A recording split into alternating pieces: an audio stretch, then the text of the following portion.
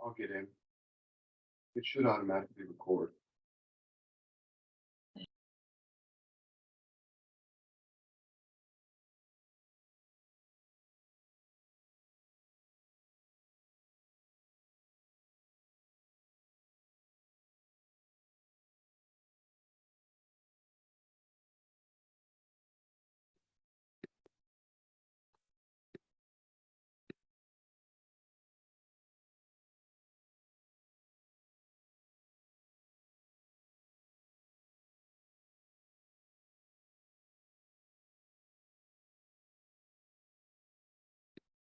What did the puppies do? They just made a mess.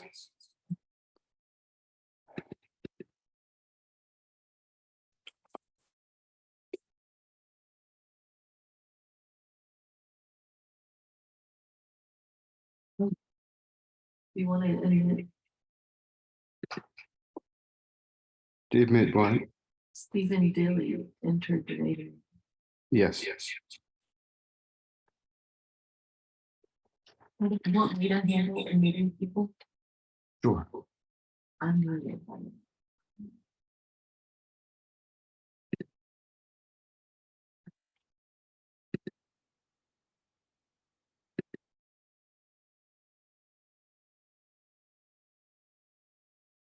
He can.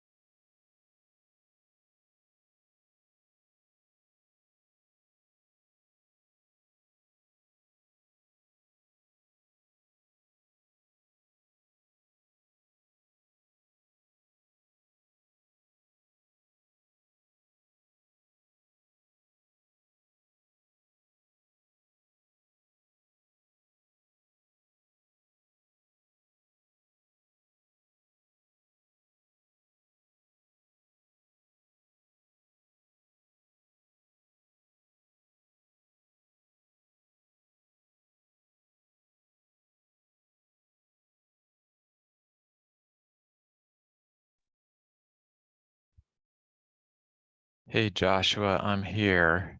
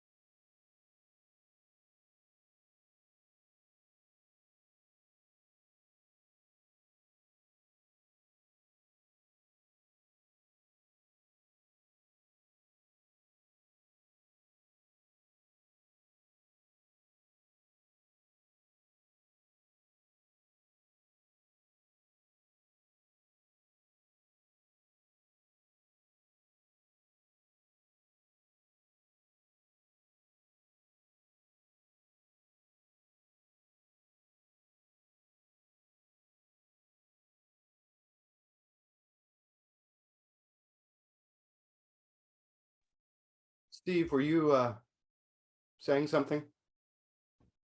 Oh yeah, just wanted to let you know I'm here. I'll keep my video off for bandwidth's sake, but I'm here and I'll coordinate with Meyer to make sure he's ready to go. Excellent.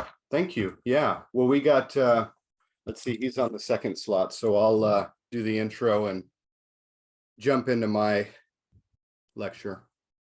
Yeah, that sounds great. That sounds fantastic. Excellent. Should How are be you doing fun. this morning? Well, I'm awake, you know.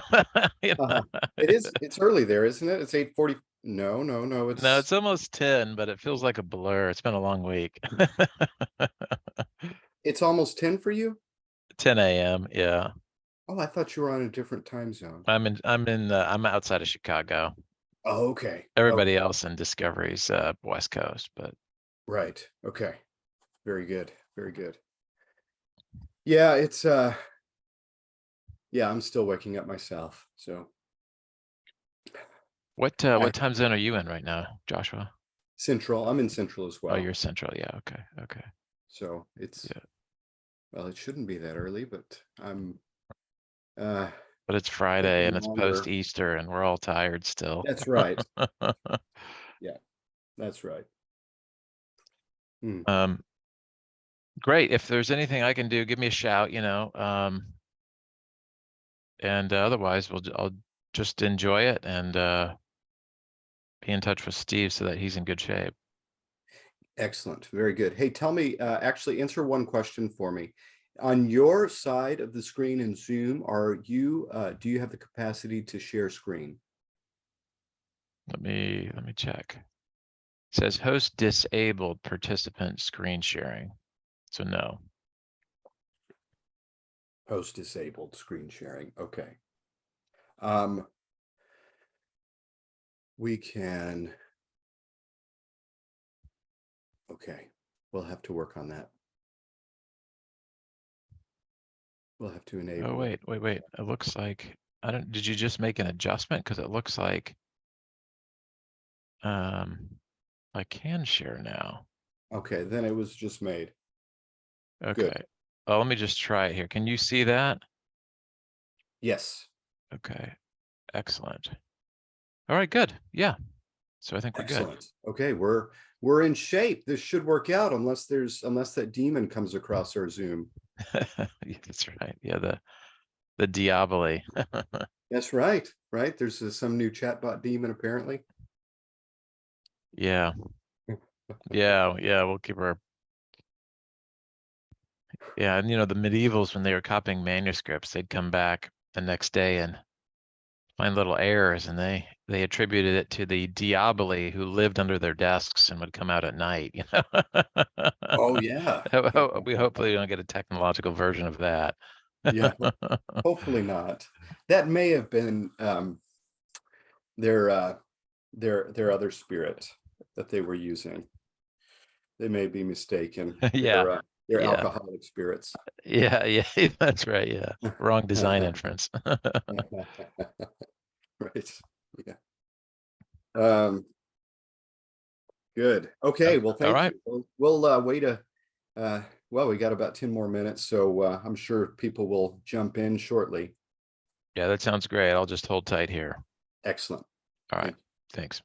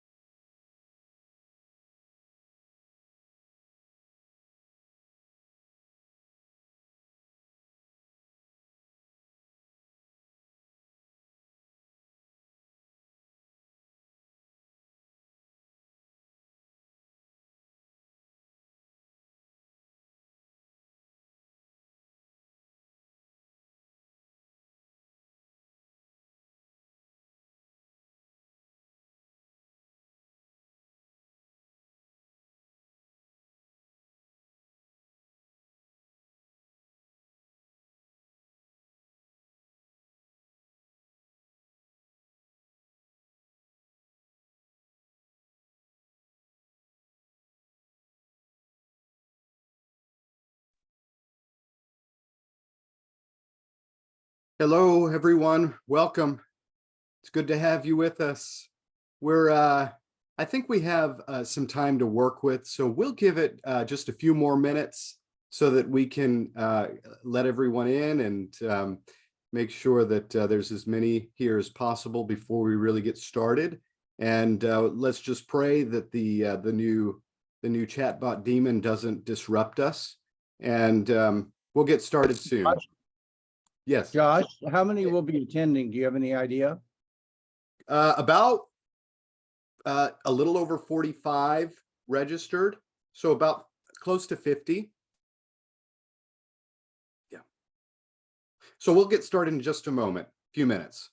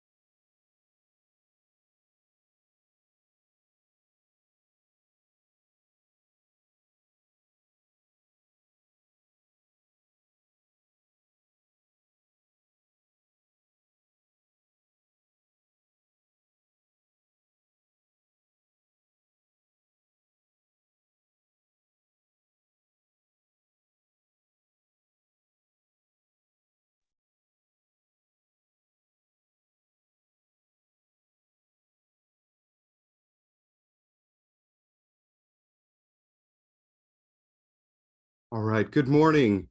Good to be with you. Thank you for coming and participating in this exciting conference. And I'm sure we're all still probably waking up. Some of us are on a different time zone, so we may be still waking up and maybe a bit tired after the Easter season. So thanks for joining us, and I think we're going to have an exciting time, an exciting conference and time of discussion. And this will go most of the day. As you can see the schedule online. We'll see how it goes. I'm going to begin with some sort of introductory comments to kind of set the tone, set the parameters for the conference today. It looks like we're still having some that are joining in, and maybe they're still waking up themselves. So we'll just go ahead and jump in. I'm sure some will join us as time goes on. I'm going to share my screen with you. I have a PowerPoint. I'm not sure if that's more exciting to see or to see the person, but I'll go ahead and share that with you.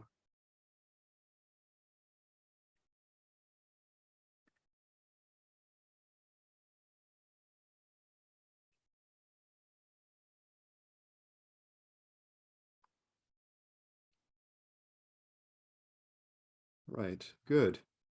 Well, so just a little bit of background. So the conference is entitled Cosmic Mind, Divine Action, and Design Engaged Theology. And I think it's important to point out that as I began thinking about this, I guess it's been a couple of years now. Well, let me step back just a little further. Back before I was, I think, even an undergrad, I started having these practical questions about, well, when I read the scriptures and I see God acting in nature, like for example in the Psalms, where it says that the earth displays the glory of God day by day. These sorts of passages didn't always resonate with me. It didn't always make sense where I could actually discern or even detect where God was acting in nature or in the world more generally. And so when I became a little bit more aware of intelligent design, I found that it actually helped me. I remember when I was in seminary and I was teaching at a church and chatting with the pastors and just asking them just some basic questions about divine action and where can we actually see God acting? I'd like to really explore this with you guys further. And so into my doctoral studies, I started jumping into and thinking more about the broader science and religion discussions, as well as the sort of developments in science and theology and the interaction between the two. And in many ways, for some time, the two seemed very sort of disparate and really not communicating or interacting with one another. Now, some of that is beginning to change. And we're seeing some interesting projects, certainly by philosophers, as well as by Christians who are scientists or practicing scientists. We're seeing some exciting things that are taking place in developments in theology, but there's still quite a bit of confusion and I think ambiguity that's out there in not just in the popular discourse of science and religion. There's tremendous ambiguity and a lack of clarity there, but also in the academic discussions, there's quite a bit of ambiguity and a lack of clarity on how, how science and theology interact, how they might inform one another, how they might be in conversation with one another. And so there are some exciting projects taking place, but some of them are coming from some frameworks that we'll talk about today that I think actually obscure the discussion and obscure divine action in a way that divine action becomes undetectable or indiscernible from that particular framework. And I think that's not only a pastoral concern, it's a very practical and existential concern. And I think intelligent design in general has some resources to not only inform discussions about theology and divine action, but also to provide some clarity in a way that resonates, at least with my reading of Scripture, that God is active in the world. And so many of the keynotes will be coming from a Christian perspective, but much of this is applicable to sort of just a broader theistic understanding of how God might interact in the world from other monotheistic traditions. So I think that's important to point out as well. So design engaged theology, design informed or design dominated. Let's talk about that just for a moment.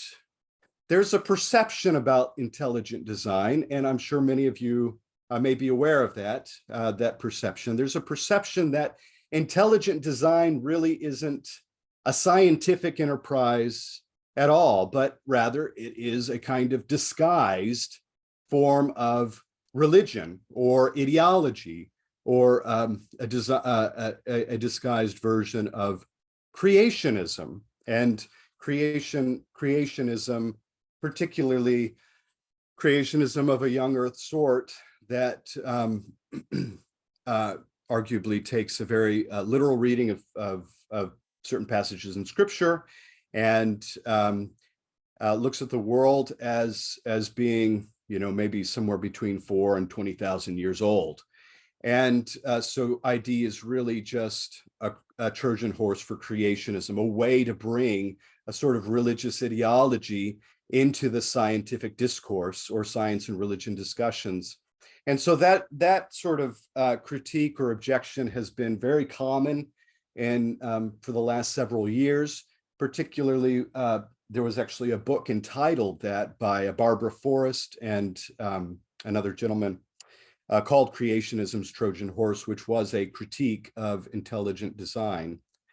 So there is this general sort of characterization that's been in the media and even in academic studies, and has been presupposed in many ways as part of the background for how people think about and how they sort of epistemically approach intelligent design.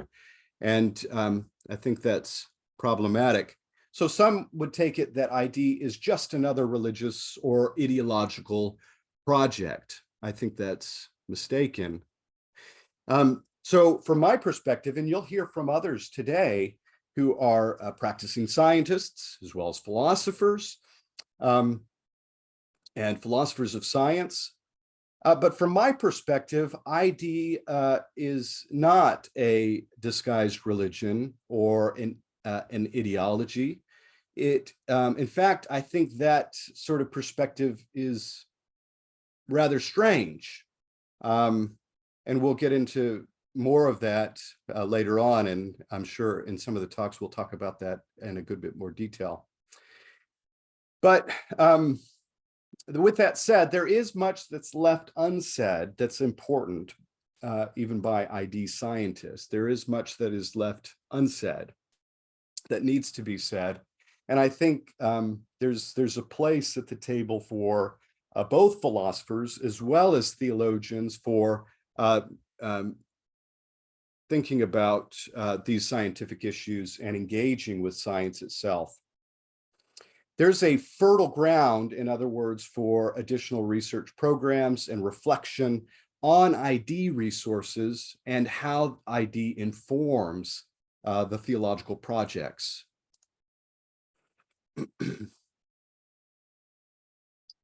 So one of the critiques that's common of intelligent design is this notion that it is well, it's not science. Science is construed as strictly the empirical method, or more specifically, methodological naturalism or epistemological naturalism. And we'll get into these terms a bit more and talk about them quite a bit more.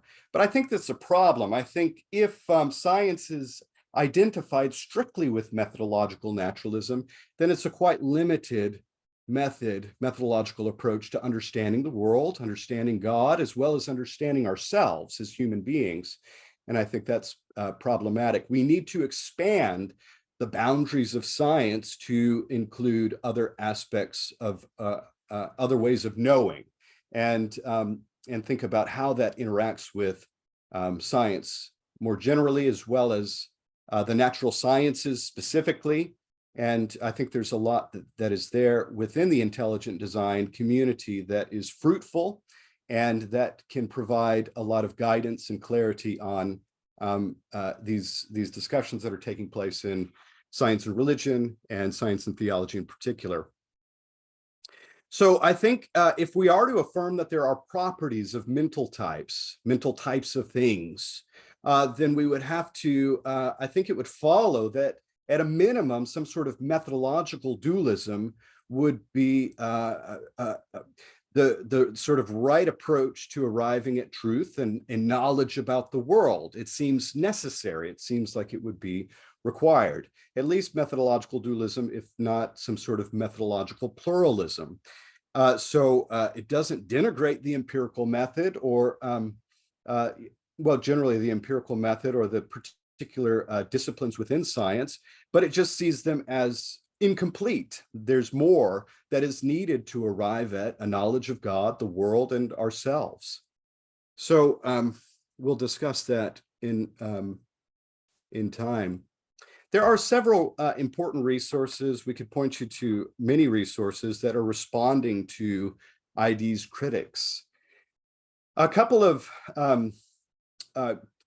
solid articles that are popularly written for a broader audience, that are that engage with some of these more common objections to intelligent design, have been written by Stephen Meyer, and you can find the links here if you want to look into those further and think about those as you think about your own projects as a pastor, as a theologian, or as a philosopher.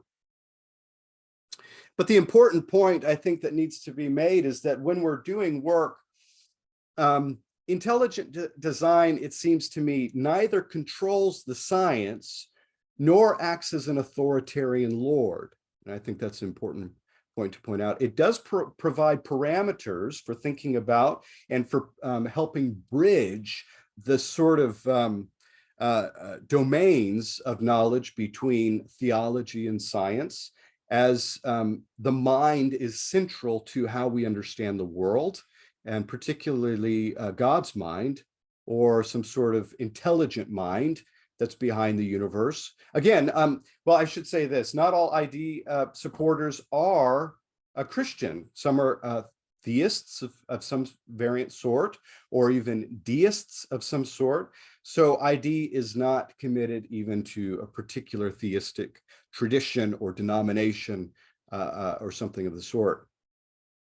But in fact, there is quite a bit of latitude in the sort of religious commitments that the ID community is or has.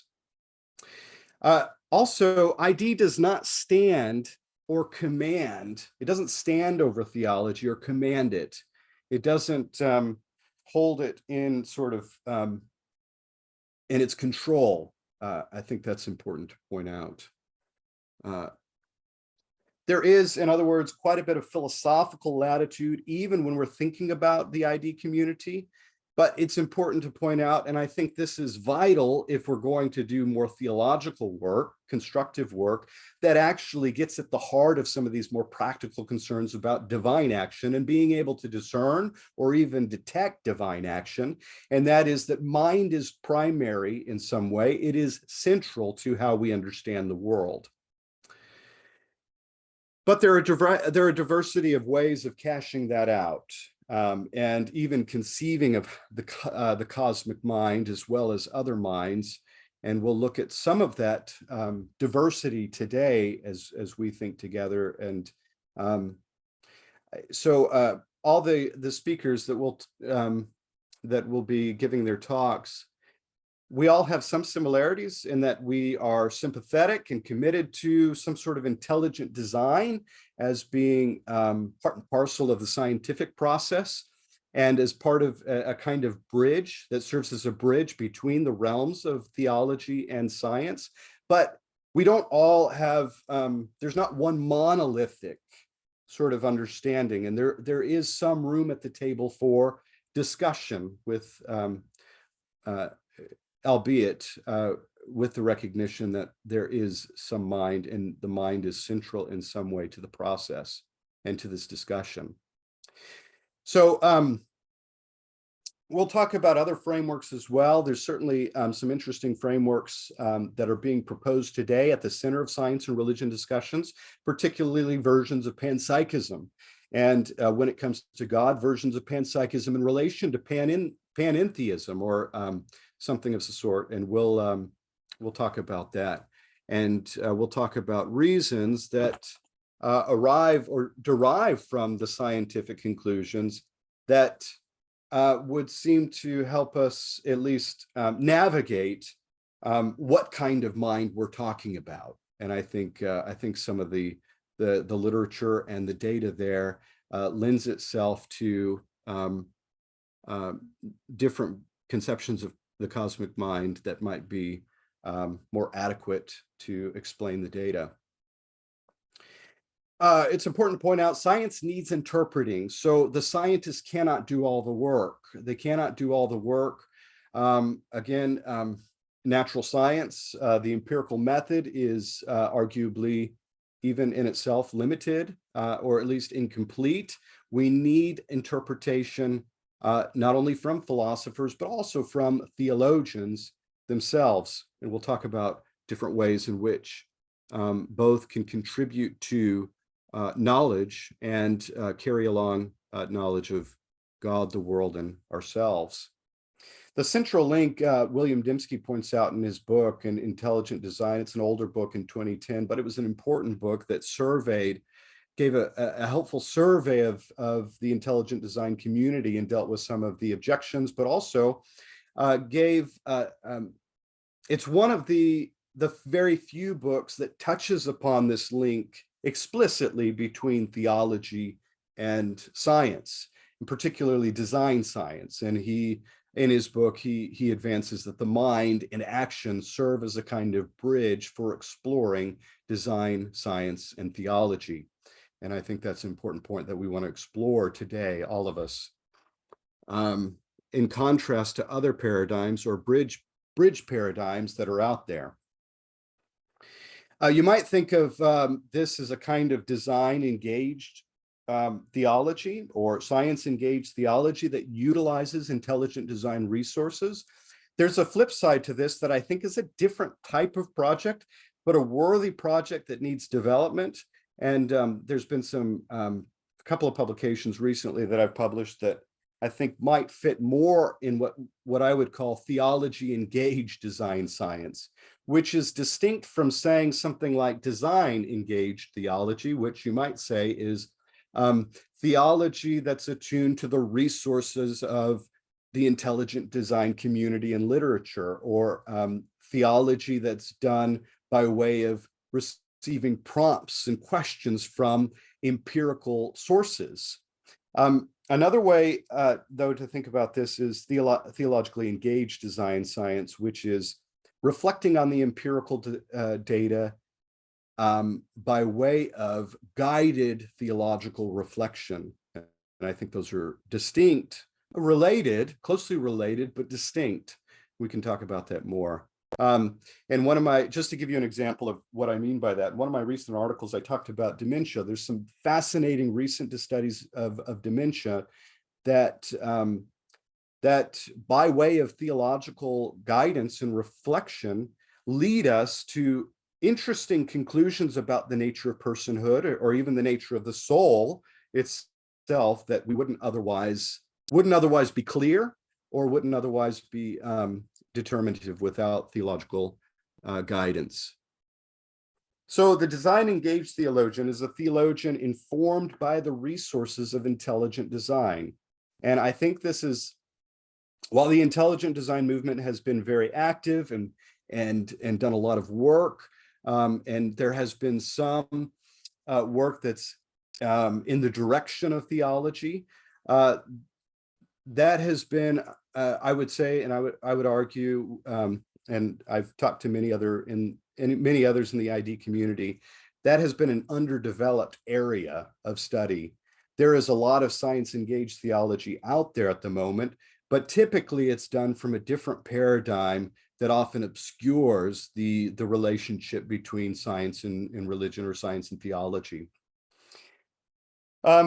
Design-engaged theologian would be someone who is a theologian trained in the specific sciences, or aware, or has some sort of awareness of them, and uses design science, say, for example, to prompt questions, to bring tools, to elucidate specified theological questions and puzzles and those sorts of things. So I think the area is very fertile, and there's a lot of work that can be done. I think it's an exciting area that has a lot of potential. There are adjacent projects, I think, that are related projects, you might call them. Design science needs interpreting, application, and appropriation. Natural theology, you might see that as an adjacent project to design science. Design science is not the same as or identical to, but it is, you might say, it's a natural source in which to develop natural theological arguments, or arguments for the existence of God and these sorts of things, as well as a project that I've been interested in the past and would love to see more work done on, and that is ramified natural theology, which is natural theology attuned in a way to more specific theistic claims, or even more specific theological claims within particular traditions or backgrounds. And there's been some work done on that. But discriminating between the options, there may be some resources within design science that helps us to arrive at a natural theology, or ideas about who God is, but also ideas about a specific cosmic mind that we're talking about that might better fit particular theistic traditions, and that's certainly up for exploration. Christian theology and science, I think there's a lot to be gained in this interaction in terms of applying doctrine as we appropriate the resources of ID science. ID science can obviously prompt questions and resolve problems and puzzles potentially for us. This all came about, or was motivated by, my interest in science-engaged theology and seeing some of the resources that are out there and being sort of more acquainted with them over time. Science-engaged theologians have more modest endeavors than, say, natural theology, of coherently drawing from the best of the scientific investigations as prompts for thinking about specific doctrines within specified theisms or religious traditions. So that would be a description or a definition of that. So if you see science-engaged theology online or in some of the recent publications, there are some distillations of what is meant by science-engaged theology, and I think it's important to talk about this briefly. Practitioners of science-engaged theology themselves that are committed to that sort of discipline, there's a body of literature that's growing. They are focusing, one, on the subdisciplines of science like biology and its relationship to, say, liturgy, or the disciplines of ecology and its relationship to stewardship. That's one sort of feature of what they're doing, what they're self-describing as doing. So there's a link to it if you want to see it in context, but highlighting different disciplines as a tool. In other words, how can the findings of the discipline be informative for theology? So they're asking that question. How can science actually be an informing discipline or a source of theological knowledge? That might be, or seem kind of strange at first. Science is asking questions of theology in this context rather than theology asking questions of science. although you might flip it and say that there's a place for theology asking questions of science. But this is how they're self-describing. So on this view, there is no monolith of views, and there is no in principle queen of the sciences. That's an interesting area of discussion, and I wonder what some would think of that. But another feature is it's an open inquiry and an exploration of theology from the perspective of scientific results. Again, there is no positing of an in principle queen of the sciences according to these recognized practitioners of science-engaged theology. But here's the interesting perspective. These old caricatures and objections to intelligent design are not just in the broader science and religion discussions coming from, say, the new atheists, but in these contexts specifically, and they're very explicit, unless they've changed it on their site, they would, many of the practitioners would identify intelligent design as beholden to an ideology similar to the new atheists. I think that's unfortunate, that perception, but that is a common perception within those communities. And it's a common perception because ID is not, again, committed to, as a community, is not committed to one particular religious tradition or denomination. ID is not an apologetics program specifically. It's not a polemics program, although it can be appropriated that way, sure, certainly, and should be in some cases. And I think some have done that well. Again, ID practitioners are not holding to one monolithic or cookie cutter view. But let's talk about some fruitful possibilities briefly. Let me just summarize and list some fruitful possibilities of where ID research can help us as philosopher theologians or as systematic theologians who are engaged with the sciences. I think one of the ways is ID research can help aid in the deployment of new natural theological arguments. And I think we're seeing some of that. To some degree, we're seeing that, and we've seen that in the past, and we've seen certainly resources within the fine-tuning literature, which there's a lot of, and a growing literature, which is fascinating. There is, well, I'll plug this book. This book is working with an ID sort of paradigm for detecting divine action and miracles. So a simple guide to experiencing miracles by one of our keynotes. ID research can aid also in the development of theology of creation. If you've noticed in the last few years, there's been a helpful uptick of interest in a doctrine of creation. And that's a good thing, I think, especially for evangelicals. We've seen various things like the Creation Project, and we've seen resources by various theologians, biblical and systematic theologians like Craig Bartholomew, who's published a work on the doctrine of creation. And arguably, that's something that needs to be retrieved within evangelical circles, as it has been arguably lost.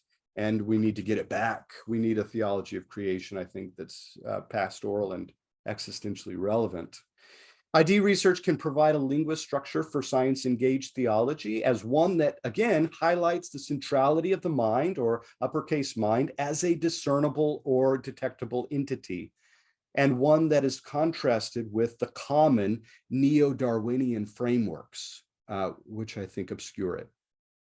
ID research can point theologians to potential areas of sources of reflection for God's ongoing creation, or for his continuing creation or continuing providence, depending on how you define those issues, those particular doctrines. ID research can uncover novel areas of divine action as well as human action that are currently occurring in nature for purposes of theological reflection, which I would argue would have probably have implications for our evangelism, as well as a sort of more broadly a missional theology. And I think that's not only interesting but helpful. Other fruitful possibilities: ID investigators and theologians enter into a dialectic together with various authority structures. How do we understand authority structures in theology? There's an old traditional way of kind of thinking about these authority structures and these sources of knowledge. But this would be an interesting and constructive opportunity for a further discussion about how these authority structures relate to how we understand various important concepts that need illumination: nature, creation, mind in nature. What does it mean to be active or action in nature? What about ID resources for humanities, social sciences, and psychology? Years ago, I was thinking about this with some of my ID friends, and I was like, yeah, I think ID can provide a really plausible framework for thinking about some of these other very practical issues in life. Actually, there was an article in Philosophia Christi written several years ago that I thought was very fruitful. I haven't seen anybody pick it up or develop it further, but it was written by J.P. Moreland on a design-based psychology or psychological perspective, if I'm not mistaken. And I thought it was a very fertile kind of place to start on some of these issues. But for another question: how might ID resources inform theological difficulties or inform biblical interpretation, difficult passages? We've seen some of that work done already by some ID proponents, some good work. It'd be good to see some more, but also how would ID perspectives inform or elucidate the nature of redemption? I think having a paradigm understanding of creation, divine action in creation, can help elucidate different aspects of how we understand the redemptive story. Well, here's the presenters, just to introduce them. Steve Meyer will be giving the second talk today. Originally, he was giving the first talk, but he'll be giving the second talk. So you'll have to stick with me just a little bit longer, and I will basically try to introduce a lot of ideas from a 30,000-foot view, and that will feed into the other talks. So he'll be giving the second talk, then Michael Egnor, then J.P. Moreland, and finally Charles Taliaferro. And you're probably familiar with all of these gentlemen. Important bridge topics that we're going to talk about, I think, that are kind of at the heart of bringing about some interaction and conversation between science and theology. And that is, what do we mean by a mind? What do we mean by human nature? Other important concepts like causation. What do we mean by causation? Teleology. Is there such a thing as teleology in nature? Many science-engaged theologians would deny any sort of teleology, or at least any sort of detectable teleology, or at least it would be a very anemic understanding of teleology, you might say. Also, information. What do we mean by information? Information is an important concept at the heart of these discussions, I think. There will be implications for other disciplines, and I would love to see developments of this, particularly in psychology, medicine, and health, as beyond even just biology. There's been a lot of work in biology that's important, and that will continue, I'm sure, as well as in ecology and other specific scientific disciplines. And this conference is just the beginning. It's an exciting, I think it's an exciting endeavor, and it has a lot of fruitful possibilities. We will have a journal issue that will come out in a year and a half or so. That will be a collection of the keynotes talks, as well as other papers, hopefully from theologians, as well as philosophers of science. And it will display some of the possibilities and stir the discussion forward about how ID and theology can interact and converse and be fruitful partners, compatible partners. So there are many research possibilities here.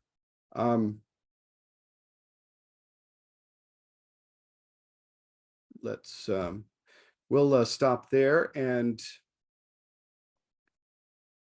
maybe it would be a good time to ask if there are, let me say this. just about some of the how this is going to work the rest of the day. How is this going to work the rest of the day? Not sure how to close this without. Okay. I think the way this is going to work, you've seen the basic schedule. We're going to have the talks, but after each talk, we're going to have a time where the keynotes and the panelists can engage together and have a conversation. And I think that's where some of the exciting meat and discussion will take place in that context even after the talks. But also we'll have some time for question and answers and engagement from you, and you can send in a question. I think what we'll do is we'll either try to answer the questions individually. That way we don't it doesn't get too out of hand with so many speakers. I'm sure we've experienced that before. So just to keep it a little bit more orderly, we'll follow that sort of pattern. But we'll have, each talk is going to be anywhere from 45 minutes to an hour. And so they will be somewhat in-depth and thick, but then we'll have some time for about 15 minutes, 20 minutes for discussion and Q&A. So looking forward to this with you. Let's take maybe just a 2-minute break. Don't run away, but just a 2-minute sort of break to adjust to the next session, and we'll get started. Thank you.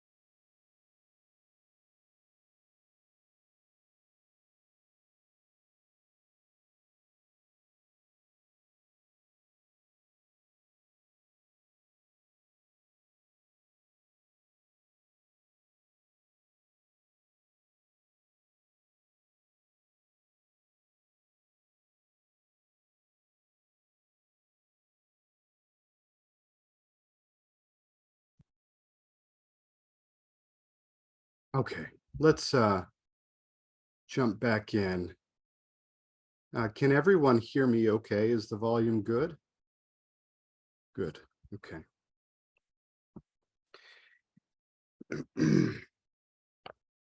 So again, what I'm going to be offering here is, in some respects, a kind of 30,000-foot view, you might say, of a wide variety of issues. Some I may go into a bit more detail than other issues. And the intent of this is to give a sort of broad display of what's going on in sort of science and religion, but more specifically, what's going on in science and theology discussions today, and what are the pertinent or relevant issues involved in that, as well as I'm going to propose a sort of framework that I recommend as being something of a compatible partner with what we're talking about, which is design engaged theology. And I think the big, in connection with the introduction, the big sort of takeaway from this and what I'm going to suggest is that the sort of design framework, and particularly a view what I'm calling theistic dualism, and it's been used in the literature before already. Not only are these compatible partners, but from this framework, we should expect to see signs of design in the world and in nature. And so that's the big takeaway, in contrast to other frameworks that we'll look at in a moment that I think disguise or obscure a divine action and signals of God or divine action in the world and in nature. So I think that's the real practical, and that's the real heartstring that is being pulled there that I'm going to suggest to you. And so a lot of what I'm saying will be pretty non-controversial, I think, with the rest of the speakers, and will feed into their discussions that they'll be having and taking forward in more specific ways. So hopefully this is helpful for kind of setting the stage, you might say. So I'm proposing a kind of theistic dualism as a design engaged theology, and hence the term. I'm suggesting that that we approach nature, science, and these disciplines from a theistic perspective, but also even from more specifically a theistic dualist perspective that takes seriously the mind and takes seriously mental action and takes seriously mental properties and these sorts of things. And the sort of common sense notion that we as human beings who are reflections of God and even Imago Dei participants within the broader Christian tradition, as well as other monotheistic traditions, that in this reflection there is we are minds, and we are minds that interact with bodies. Minds are described by first person properties, and properties like qualitative experience and other such properties that are distinct from, say, for example, physical properties that would describe our bodies, and properties like third person properties that are observable, publicly available, and the like, and also that you might say are spatial or spatially extended, which is a common way of thinking about physical bodies, although you might take the soul to be spatial in some sense, but certainly not spatial in the way that bodies are. But that's a more technical discussion. So I'm proposing a theistic dualist framework, and I want to look with you at other frameworks and think about them in conversation or in contrast to what I'm proposing as theistic dualism. There, as I said in the intro, there's a lot of confusion today. There's a lot of ambiguity, and there's a lot of ambiguity that continues within the science and theological discussions.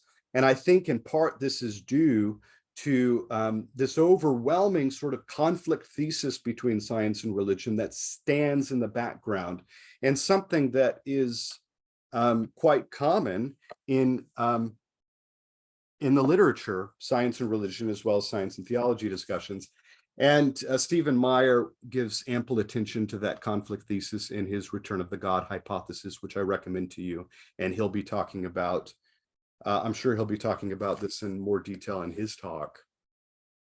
But also standing behind these sort of conflicting ideas that seem to arguably impede constructive conversation, as well as impede practical discernment, is these other ideas that stand in the background, like everything is explained by way of mechanisms, or everything is explained by way of certain neo-Darwinian mechanisms themselves in biology, by even objectivism or physicalism, the idea that I am a physical being and all human beings are physical beings through and through all the way, that there are no souls or minds or mental properties, and there are no mental actions that are not either identical or reducible in some way to physical parts or physical substances.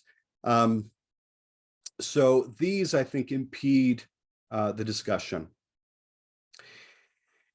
There is an attempt in much of the science-engaged literature, theological literature, to salvage the conflict by way of proposing something like physicalism, or what's called non-reductive physicalism.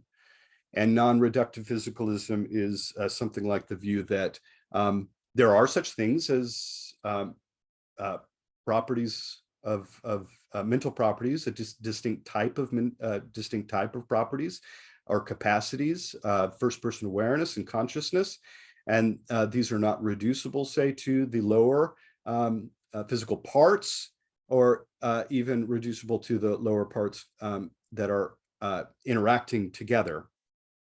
And we'll talk about that in a moment in more detail.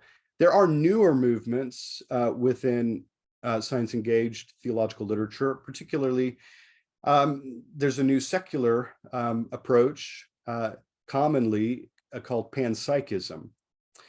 There's also what's called theistic or theological naturalism, and it's also been called the theological turn in science. And then finally, there is a very, very small number of proponents in theological discussions affirming something like theistic panpsychism. And we'll talk about that in a moment. But what we're proposing here is that we need to begin, and I think rightfully so, commonsensically so, we need to begin with a mentalist framework, a mentalist design at its base. And because the mind is central to explaining nature and the world, and I think this is very much what we see in the ID community from varying perspectives and vantage points. We need to begin with God and soul as partners with a design frame. So any science-engaged theology I'm proposing, we should begin with a divinely created soul and work out the implications from the fact of theistic dualism that requires souls being created directly and immediately. So with theistic dualism as a frame, I propose that we ought to expect a variety of evidences supporting design. And in fact, we actually do see, I think, lots of evidences that support a design framework with a mind that is actively engaged in the world. Theistic dualism is, and we'll talk about this in more detail, but theistic dualism is rooted in a specified version of what I defend elsewhere as creationist dualism, not to be confused with young earth creationism, which I think solidifies theistic dualism and motivates the expectation to see design in the world. And we should see it, and I think we do see it. But there are other alternative frameworks on offer. So let's look at those briefly. Other alternative frameworks include naturalism, secularism, and theistic evolution. I have several notes here that I've been failing to look at, but we'll naturalism. Just a description of naturalism. As many of you probably know, and my students will attest to this, naturalism is notoriously difficult to define, and not in the way that many philosophical concepts are hard to define. In a unique way, because the boundaries keep expanding in the literature, and it's very hard to pin down, which I think is problematic on the one hand, but there are many non-standard ways of using naturalism that I think I think they're really just disguises for in a sort of inadequate ontology or epistemology. And I think that is important to say. But just a brief survey of naturalism. There are different types of naturalism. There is what's called metaphysical naturalism. And metaphysical naturalism, in brief, affirms these salient or essential ideas, I would suggest. They essentially, metaphysical naturalism says that only nature exists. And this naturally entails, or often naturally entails, that what only exists is what is physical, and what physically only exists. So physicalism is commonly, and I think rightly, inferred from a metaphysically naturalist worldview. Physicalism. So at its base, what we have to work with is physics, either physics of a first form or a final form. And so all that exists is what exists within this causal nexus of nature and even physical nature. So on this view, it seems quite obviously that God is excluded. And God is something that is not empirically verifiable, and not even, well, in principle, God isn't even available on metaphysical naturalism, it seems. Another salient feature is that nature has always existed, sort of an eternalist view, or nature has popped into existence at some point in time. And we'll talk about briefly some of the cosmic views on how that could be. And again, Meyer deals with that in detail in his book, and he'll be touching on that in more detail. Nature is characterized by a total uniformity. In other words, all events are part of the causal order. Natural laws are regular and predictable because they are uniform. And on this system, a mind is excluded because we have a closed system of natural causes or physical causes and effects. At least on some definitions, nature is deterministic. It is a deterministic system in some ways it is. There are fixed laws, and laws govern natural events. And locally, those laws might be construed as indeterminist in some ways, as contingent regularity, not contingent regularities, but as probabilistic regularities. And but there's still some kind of determinism at play at a fundamental level, basic level. Nature is again, a materialistic system, and this seems to be the natural or intuitive entailment from metaphysical naturalism. It is a materialistic system. All things, all states, in other words, all emotions are material in some way or at its base, right? Nature is a self-explanatory system. In other words, there is no system or structure outside of nature as a closed system that informs that system. So that's one way of cashing out naturalism. There are other ways of thinking about or defining naturalism that are common in the literature. Of course, there's epistemological and methodological naturalism. And while it's arguable, and many have argued this, that there are links or connections or implications of methodological naturalism, say back to some sort of some metaphysical commitments, I think that's an interesting discussion. But you might say, you might define methodological naturalism as something along these lines. It's a practice guided by principles It's a practice that is strictly committed to the empirical method, the a posteriori method of understanding nature, and nature is and what we do know about nature is primarily in a posteriori or an empirical matter. It is an empirical study, and and that on a versions of epistemological naturalism, that is the best way of knowing, and on some versions, that is the only way of knowing anything about the world. So the a priori, the suspect a priori method is out of bounds in these discussions. You could think of naturalism as a set of overlapping moods or epistemic attitudes or shared philosophical principles. This is certainly one way of thinking about it, and one way of cashing it out and seeing how it is that they relate. But actually synthesizing these different definitions that are on offer is very difficult to do. But what we see, I think, already that's very clear and practical is that naturalism doesn't have much of a place for theism. It doesn't have much of a place for detecting. Design certainly is out of bounds, doesn't have much of a place for theistic action, and it seems to rule that out. And this is why it's common in the literature to see naturalism and religion, or naturalism and theism, as incompatible partners, that they're doing different things. They're arriving at a different type of knowledge. And so they have different principles at work that are in many ways incompatible.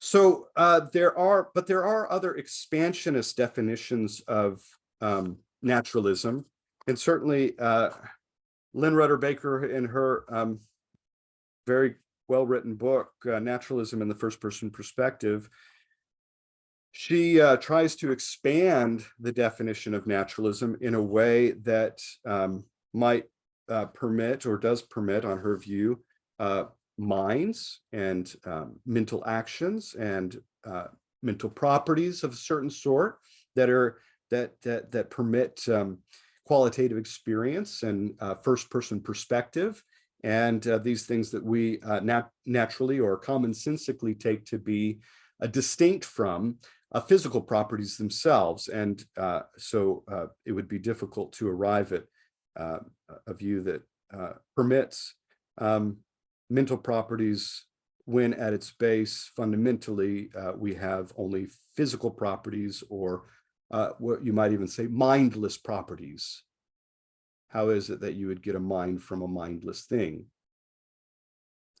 But anyway, she expands the definition of naturalism to, some have called it liberal naturalism, which she says, quote, "I suggest that liberal naturalists not locate their naturalism in entities lacking causal powers, but rather espouse naturalism only in the sense of, quote, pertaining to the natural realm," end quote.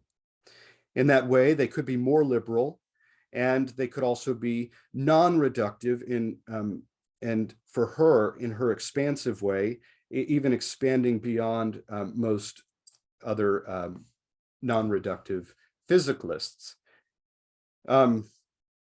So I'm just kind of putting that out there to think about as we think about different frameworks, and not offering a direct sort of critique yet. But what we see right off the bat, it seems, though, is that it's not only difficult, particularly to make sense of how it is that minds could originate from underlying physical matter. I think that's very difficult, and I think that's something that needs to be explored. But if it is the case, then it seems to render this sort of framework inadequate for what we are intending to do, and for theologians more generally, as well as Christians. It's just an inadequate framework, I think. One of the big questions that has been historically asked right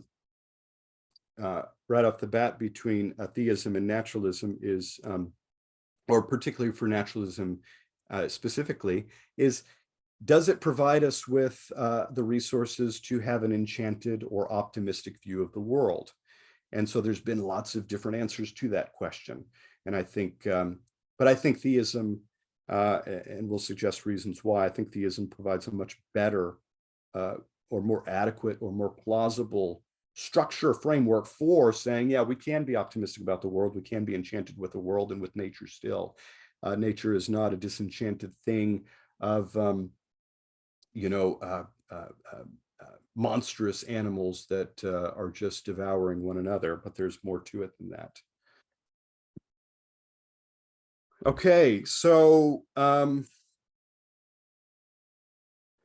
yeah, let me say a little bit about theistic evolution and evolutionary creationism, because I think those are frameworks that are commonly drawn from or presumed within the science-engaged theological literature today.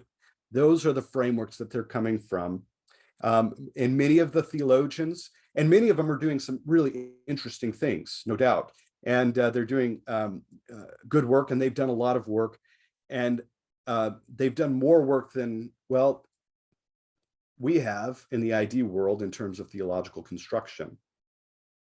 And so this is, let me just summarize this, and this is just to help us think through it more clearly and prompt us to do some more work. Theistic evolution is the common term that's used to describe a more generic view that permits some sort of biological evolution as being compatible with some version of theism. It is a view that is committed to biological evolution, and particularly neo-Darwinian evolution, and the mechanisms, evolutionary or biological mechanisms that explain nature and how nature functions in the world. The more specific term that is often used within theological circles is evolutionary creationism. And evolutionary creationism is just a more specific version of theistic evolution committed to some specific tradition. And you could define it this way, and I'm taking this directly from the Biologos site. Biologos is a pretty active context where theological development is taking place from within the theistic or evolutionary creationist worldview or framework. So they would say this: evolutionary creation is a Christian position on origins. It takes the Bible seriously as the inspired and authoritative word of God. Hey, Josh. Yes. You're still stuck on the slide that says rejecting naturalism and pseudo-naturalism. At least that's on my screen. And I just wondered, did you want to go down further? Yes, I'm moving into theological naturalism. Okay. Sorry, thank you. Yeah. Sorry. Yeah, I should probably have another slide in there for this one. Yeah. So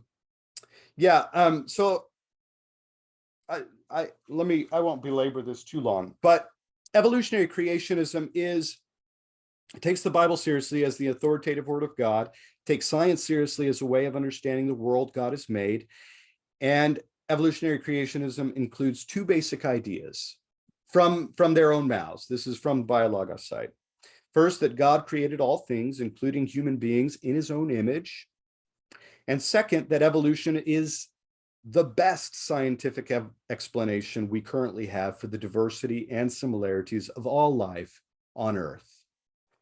And I would add that evolutionary creationism explicitly rejects versions of creationism, whether young Earth creationism or old Earth creationism or progressive creationism, which says that God created an Earth that's old and that he created at certain times in natural history.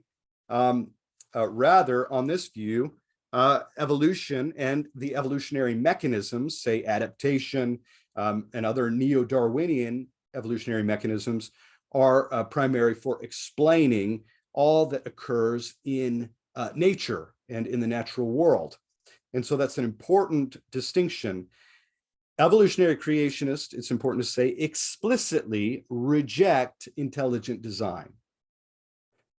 And in fact, when you look at how they talk about divine action, they will say explicitly, divine action is not detectable. Now, how it is they might say it could be discernible is up for discussion. But what's important is that divine action is not detectable. They are explicitly rejecting intelligent design. And the problem with evolutionary creationism, theistic evolution more generally, is that the mind is certainly not central in the way that it is for an intelligent design framework, or for a theistic dualist, or for a traditional theist where divine action is present in the world and can be discernible. But there is no empirical or clear way in which to demarcate secular evolutionary events or biological events or physical events from mental events. And so there is no clear way in which we can demarcate different conceptions of or different types of events, say mental events from physical events. There is no way to detect divine action. So this is, I think, problematic. And arguably, there is a strong affinity here for some sort of naturalism or non-reductive physicalism, I should say, as well as some sort of emergentism, which is a version of non-reductive physicalism, which I think, again, obscures or eschews the different types of properties and what we, I think, arguably would commonsensically see as distinct types of properties between mental and physical things that becomes important to a theological project that we're investigating and we're invested in as Christians or as theists. But then out of this movement, out of evolutionary creationism, there is a new movement that is afoot, and there's been some literature to date supporting it called theological naturalism. Theological naturalism is an interesting project, no doubt. It's a fascinating project, and in some ways it has opened up new venues for discussing theology and science together. It is sometimes called the theological turn in science. On theological naturalism, just briefly, there is a denial of divine interventionism. There's an explicit rejection of the sort of dualism that we've been describing and others in the ID community would affirm. There is a rejection of dualism as unnecessary, and a rejection of the sort of the binaries that seem to be prevalent in the science and theological literature at present, the prominent literature. So if you see in one of the most recent defenders is Sarah Lane Ritchie in her book, Divine Action in Human Mind, where she gives a survey of theological naturalism. And she spends about half of her book trying to show, at least suggest in the direction that, say, the hard problem of consciousness, as it's called, the problem that says that there is a hard problem of being able to reduce consciousness or qualitative properties to physical properties or states or events is, well, it's a hard problem. And instead, she suggests a sort of deflationary view of the mind that sort of eschews this and dismisses this as a fundamental problem within the science and science and theology literature. And by doing so, she sees this as paving the way for a new set of projects that that make both naturalism and theology or theistic action compatible partners once again, which is odd. So in this context, she's explicitly engaging with the Divine Action Project and with those who have sought to bring about bridge programs through versions of non-reductive physicalism and through what's called the causal joint theories of divine action. And causal joint theories are basically those views that say that divine action occurs, well, at the joints, at the gaps that permit action without messing about with the natural laws or regular lawful processes or predictable probabilistic laws in nature. They are explicitly committed, according to her summary of her colleagues, to one, a view of non-interventionism. God does not intervene. He doesn't mess about in the natural process that is already set up by these natural laws and these evolutionary mechanisms. In fact, divine and natural events are compatible. So there's a commitment to compatibilism defined in this context. And three, to avoid the split between general and special divine acts. And so they are committed to those sorts of those three essential features. So it's important to point out that theological naturalism commonly rejects intuitions of mind-body distinction of these different or distinct sets of properties.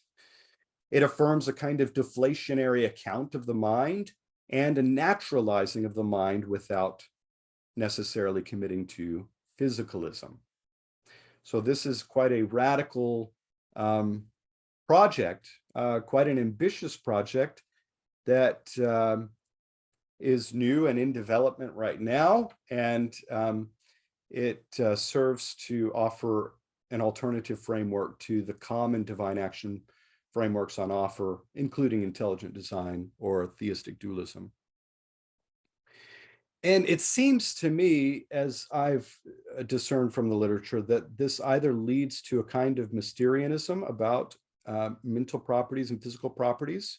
There's this ultimate fundamental mystery, or maybe it would lead to some version of panpsychism that says minds exist at some fundamental level with the physical nature, or mindlets or proto-mental properties or something like that exist at some fundamental level of nature, of which we've seen in kind of the secular panpsychist literature by the likes of people like Thomas Nagel and others who see the deficiencies in naturalism more generally and see the need for a mind to explain nature, and even something like akin to teleology, but obviously are not wanting to commit to some sort of theism. Okay, so we're not gonna spend a lot of time here because this is going to be covered in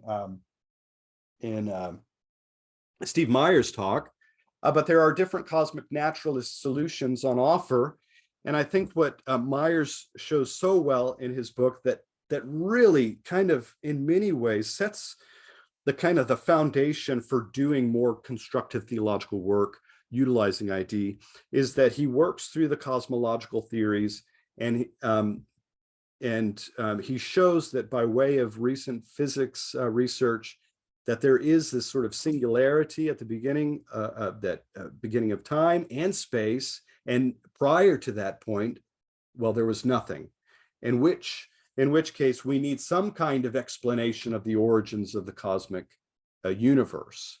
And the naturalistic solutions on offer are, well, they're just not very good. They're not satisfying. They don't seem to do a good job of objectively explaining the phenomena or what we know from physics now. But theism does, or at least deism does. And those are the two options on the table that he works through later on in his book. all the while keeping some sort of mental explanation at the heart, at the center of what's going on.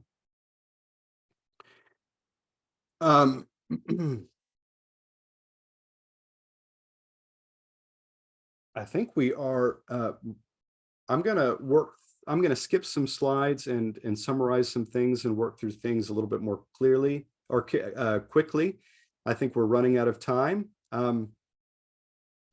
But I think there are reasons why the fine-tuning of the cosmos and biology lend themselves to design and not just as sort of something that is naturalistically explained, or not even simply a mental explanation as construed by the likes of various panpsychists. I think it leads us to something like design and something like theistic dualism, where there are mental explanation and there are naturalistic or natural explanations, mental events and natural events, and we need both to explain what's going on in the universe.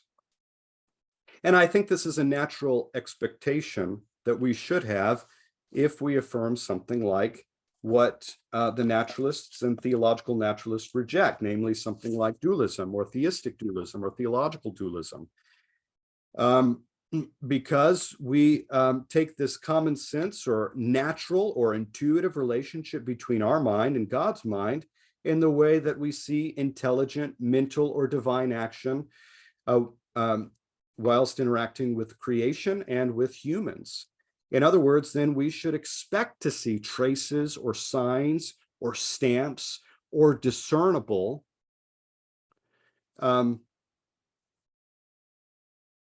what happened there? Discernible traces of divine action or mental action. And so I think in this way, even when we look at the fine-tuning material, when we look at evolutionary creationists, we actually see an obscuring of any sort of divine action that is distinguishable or any sort of personal intelligent cause with natural causes or natural events, thereby rendering this sort of common or traditional image archetypal relation between humans and God suspect. And I think that's a problem. That's a serious problem.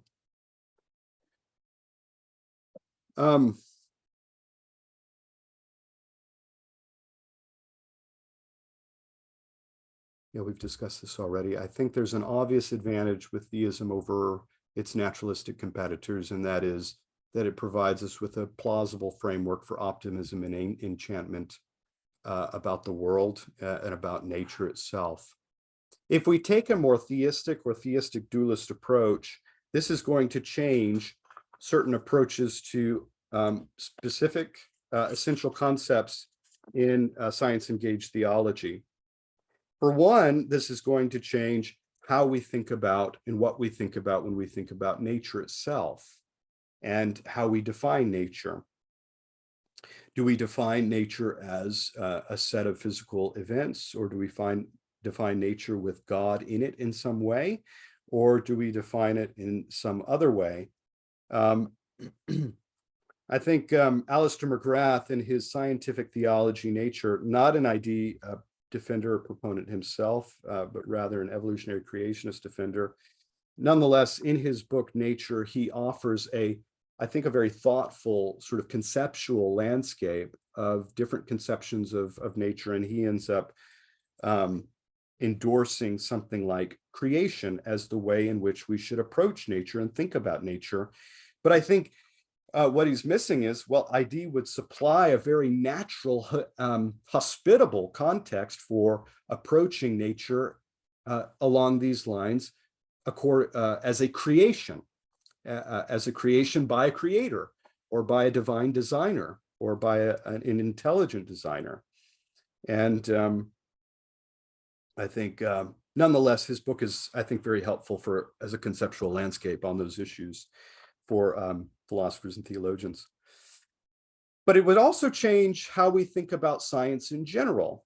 There are two important figures, I think, that have defined science in ways that are helpful and fit within a design theistic dualist framework. Benedict Paul Gurka, in his article Analytic Theology and the Philosophy of Science in the T&T Clark Handbook of Analytic Theology, defines it as a Wissenschaft, which is an old term, and describes science in general as encompassing, as a world, kind of as a worldview, as encompassing different types of knowledge or different sources of knowledge.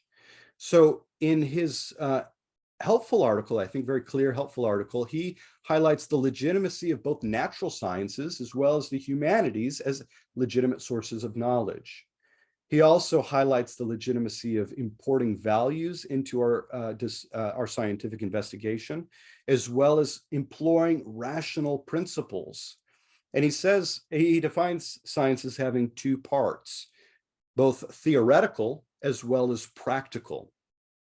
He defines science in this way, quote, a system of propositions that function as the explanans, end quote. And so for him, the often dismissed a priori is brought back into the discussion as a legitimate source, as well as mental properties, and he's very explicit about that there and in other places. Mental properties are real, and mental actions are real, and they are part and parcel of science itself in the way that he's defining science. And so this is a general sort of category that covers not only the natural sciences, but also theology in the way that he's defining it. Theology would be categorized as a science. Consistent with that, Del Ratchett has defined natural science, more specific under the category of science, as in his book, Christian Philosophy of Science, which I think is very helpful. He says, he defines it this way: one, its theories must be rationally connectable to generally specifiable empirical phenomena, and that two, it normally does not leave the natural realm for the concepts employed in its explanations. In other words, empiricality, rationality, and objectivity are all features of natural science. He also highlights the communal character of science as being a public and third-person endeavor that we participate in, and that's part and parcel of what he's defining as natural science. There is a rational character also that he talks about that is consistent with Gurka's view of science in general. It is intelligible. We're making the assumption that it is intelligible. We're making the assumption that it is uniform. And in fact, theism makes sense of the uniformity there. We're making an assumption that there are actual observable patterns, and patterns that would include both mental and natural events, or natural causes and mental causes. And these are both meaningful. So this sets up a more plausible way that is consistent with a theistic design framework that permits a meaningful investigation of science itself. Okay, we are quickly running out of time. So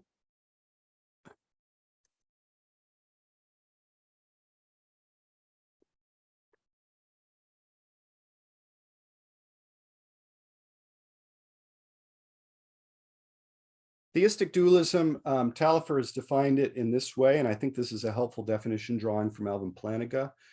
He states, quote, a comprehensive theistic reading of nature will link all natural laws in terms of God's intentions. Alvin Plantinga's comment is representative then, quote, the very causal laws on which we rely in any activity are no more than the record of God's regular, constant, and habitual dealings with the stuff of the universe he has created, end quote. Dualistic theism preserves the contingency of the mental and the physical, and by placing consciousness at the very center of reality, it is unhampered by the problem of explaining the origin of consciousness, end quote. And I think that sums it up quite well, what we are saying when we think about theistic dualism. And in this way, it is compatible with a design framework I think complements it quite well, actually. And so on this framework, we should expect to see design, evidence for design, and I think, in fact, we do see evidence for design.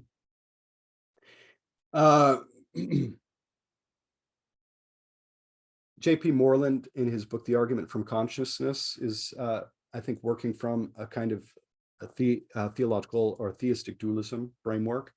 And he gives an argument from mental events as being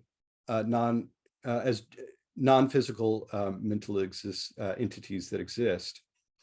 And he works through a sort of, different ways of arguing for theism from consciousness and the origins of consciousness being theism.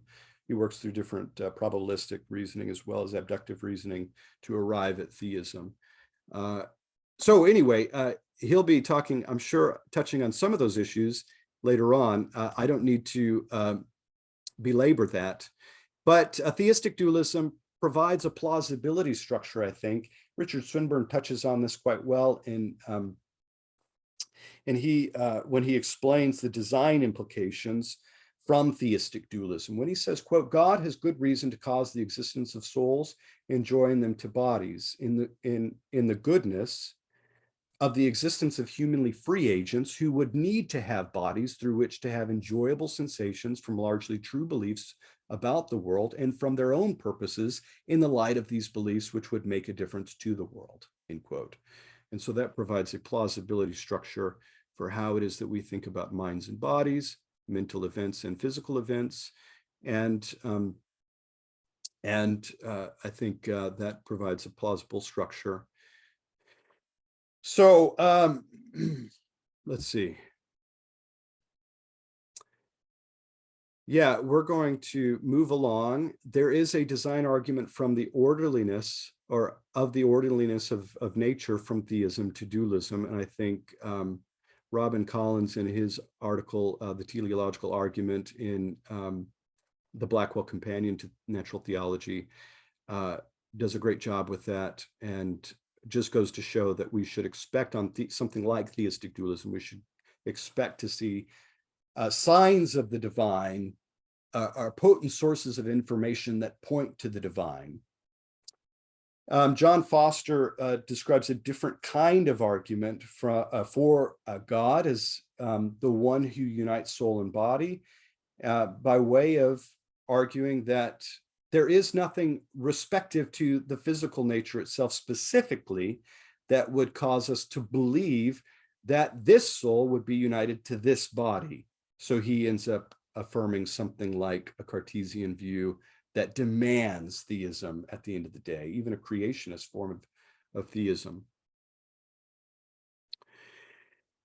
Okay, so in my new book, and I'm going to summarize very briefly so we can move into discussion, Creation of Self, I sort of pick up on and develop John Foster's argument in various ways for theism, but from the particularity of individual substances or souls or minds as substances of consciousness. And I think that I think there's something there that provides a sort of avenue for fixing sort of theistic dualism as a framework for these sorts of discussions. The basic idea is really simple, actually. It's very intuitive, arguably, and it moves beyond the sort of generables of consciousness to the fact that you are a particular, and that as being a particular, there is some need for an explanation fundamentally at a foundational level that seems to demand theism and even creationism. So in the book, I argue basically that there are your origins are probably not from a sort of generalizable process from the bottom up, which would seem to be a problem for most of the competitors out there on how it is that we understand minds or persons as substances, particularly panpsychism and other views. But I think this points in another direction that is needed for the discussion, and that is that ultimately at its base, you are something like a singularity. That seems a bit strange. You are not a deterministic sort of process or the result of a process. There would, it seems like there would be something like these deterministic laws that are singularities in themselves, and there would be innumerable like laws for each individual person that would come into existence. That would be problematic, it seems, for various reasons. If you held to an indeterminist view of laws, then it would seem that that would lend itself at least to the possibility that one soul could emerge more than once. But I'm not going to develop that here. But I think that's the basic idea. But this points in the direction that we need something even beyond philosophy or even analytic philosophy. We need theology. And I think as the way I'm developing theistic dualism points in the direction of sort of a broader Plato, Augustine, Descartes tradition, it seems to me that theology is foundational in the way that someone like Stephen Priest would put it, that even when we're dealing with science and even analytic philosophy, to some extent, we're dealing within a conditioned mode, and we need to move beyond that to a what he calls deconditioning or unconditioned mode of thinking or reasoning. And he kind of sums up this basic intuition in this way that I think is well said. Quote, "It is your own particularity as you, which is not the most difficult to explain about you. This own most particularity not only needs more, goes beyond empirical identity and difference, but in that it is not sufficient as an explanation. This very human being, having the very modal properties that it does of being self-identical and numerically distinct from any other. The fact of something being you cannot be, in other words, generalized. You escape anonymity. You are the opposite of anonymous," end quote. And I think that is important to point out. So theistic dualism is design theology for a God who cares. I think this is a helpful framework. And within this context, it furnishes a robust ground for conceiving of God in divine action. So that's the practical output. Theistic dualism implies a God who cares for humans, because there is design in the world and the world's laws that cater to human creation in some way. The design of the world's values also cater to human creation. The design of the world of person-body relation, where a body supplies value to the person, but it is a subjective experience that instantiates value and virtue. The design of the world is conducive to living, to embodied learning, and to growing in virtue, and the body helps with that. The soul and God are, in other words, a package deal. So this provides arguably a conducive context for metaphysical speculation about God and man together. It provides a conducive context for ethical deliberation.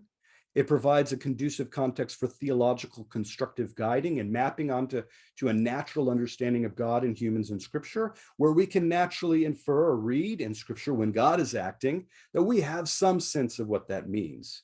In other words, we have a natural grid for thinking about God and humans in Scripture and for conceiving of the ground for the Imago Dei. This sort of approach gives us a grid for a natural read on Scripture and the basis for contemporary constructive systematic theology. I think I'm going to end there.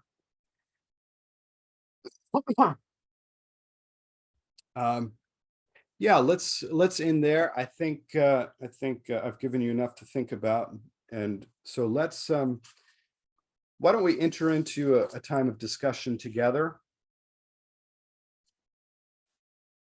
Yes, let's see.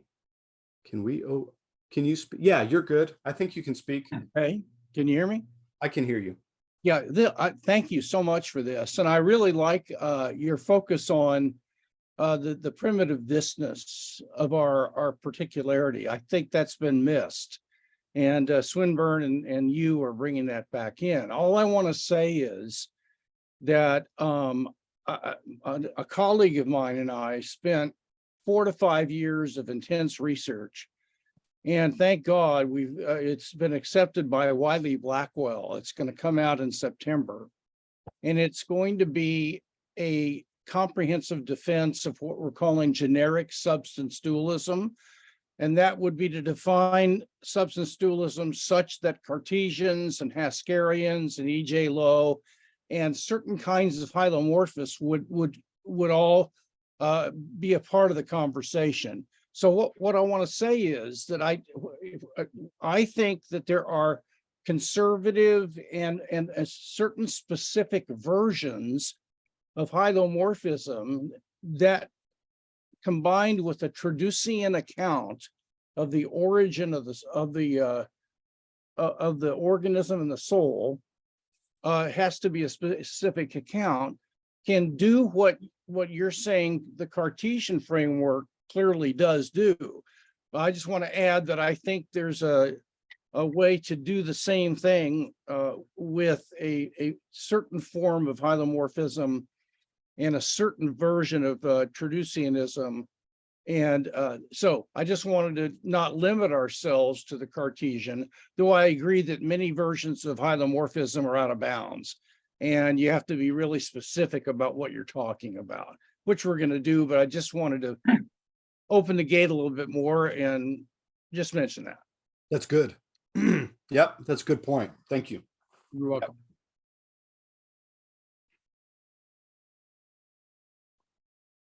Good, good. JP, if I may just ask, in what, just a sort of just a brief explanation, in what ways do you think that hylomorphism is out of bounds, or what aspects of hylomorphism are out of bounds? Okay, well, there are two different fundamental forms. There's staunch hylomorphism and faint-hearted hylomorphism, according to Robert Koons. And the faint-hearted version is out of bounds insofar as it takes substantial form and essence and puts it into the category of external relations. So the substantial form or the essence of an organism is identical to all of the external relations that form the structure among its substantial parts. So you have the organism composed of substantial parts, so it turns into a mereological aggregate, and essence is just the relational structure. That's all it is. If you go to the staunch hylomorphic view, that tries to allow for the classic historical notion that there is such a thing as a substantial form, aka soul, that is rooted, that has an essential nature. Now, the fundamental axiom of, and I'll close with this, but the fundamental axiom of hylomorphism, going all the way back to Aristotle, is that no substance can be composed of other substances. And that's in order to maintain the deep kind of synchronic and diachronic unity of a substance compared to an aggregate, so that these were entities per se. I think that there are versions, Koons lists 5 different versions of staunch hylomorphism, no, 7, and only 2 of them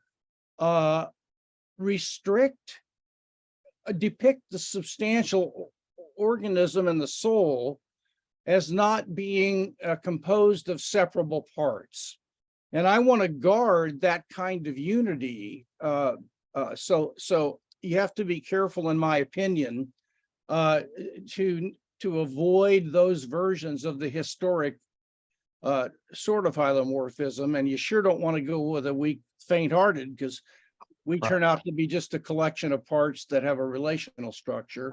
But doesn't substance dualism cause a problem with relation of parts in a sense, that the soul has to be related to the body in some way. It seems to be just as serious as the hylomorphic problem. Well, I don't think so, Charles, because the soul itself is not composed of separable parts. So if I'm identical to a soul, then I'm identical to a Mariological simple that is metaphysically complex. Now, its relationship to the body is the body could very well be an aggregate on this view, but that doesn't make me an aggregate. If you try to say that I'm identical to a body and soul complex, then I think you got problems. But if you say you're identical to the soul, I don't see the problem arising, because the connection to the body is something that is external to me, though it's a natural way that I'm supposed to be. At least that would be my response. I may be wrong about that, but Okay, thank you. yeah, thanks for the question.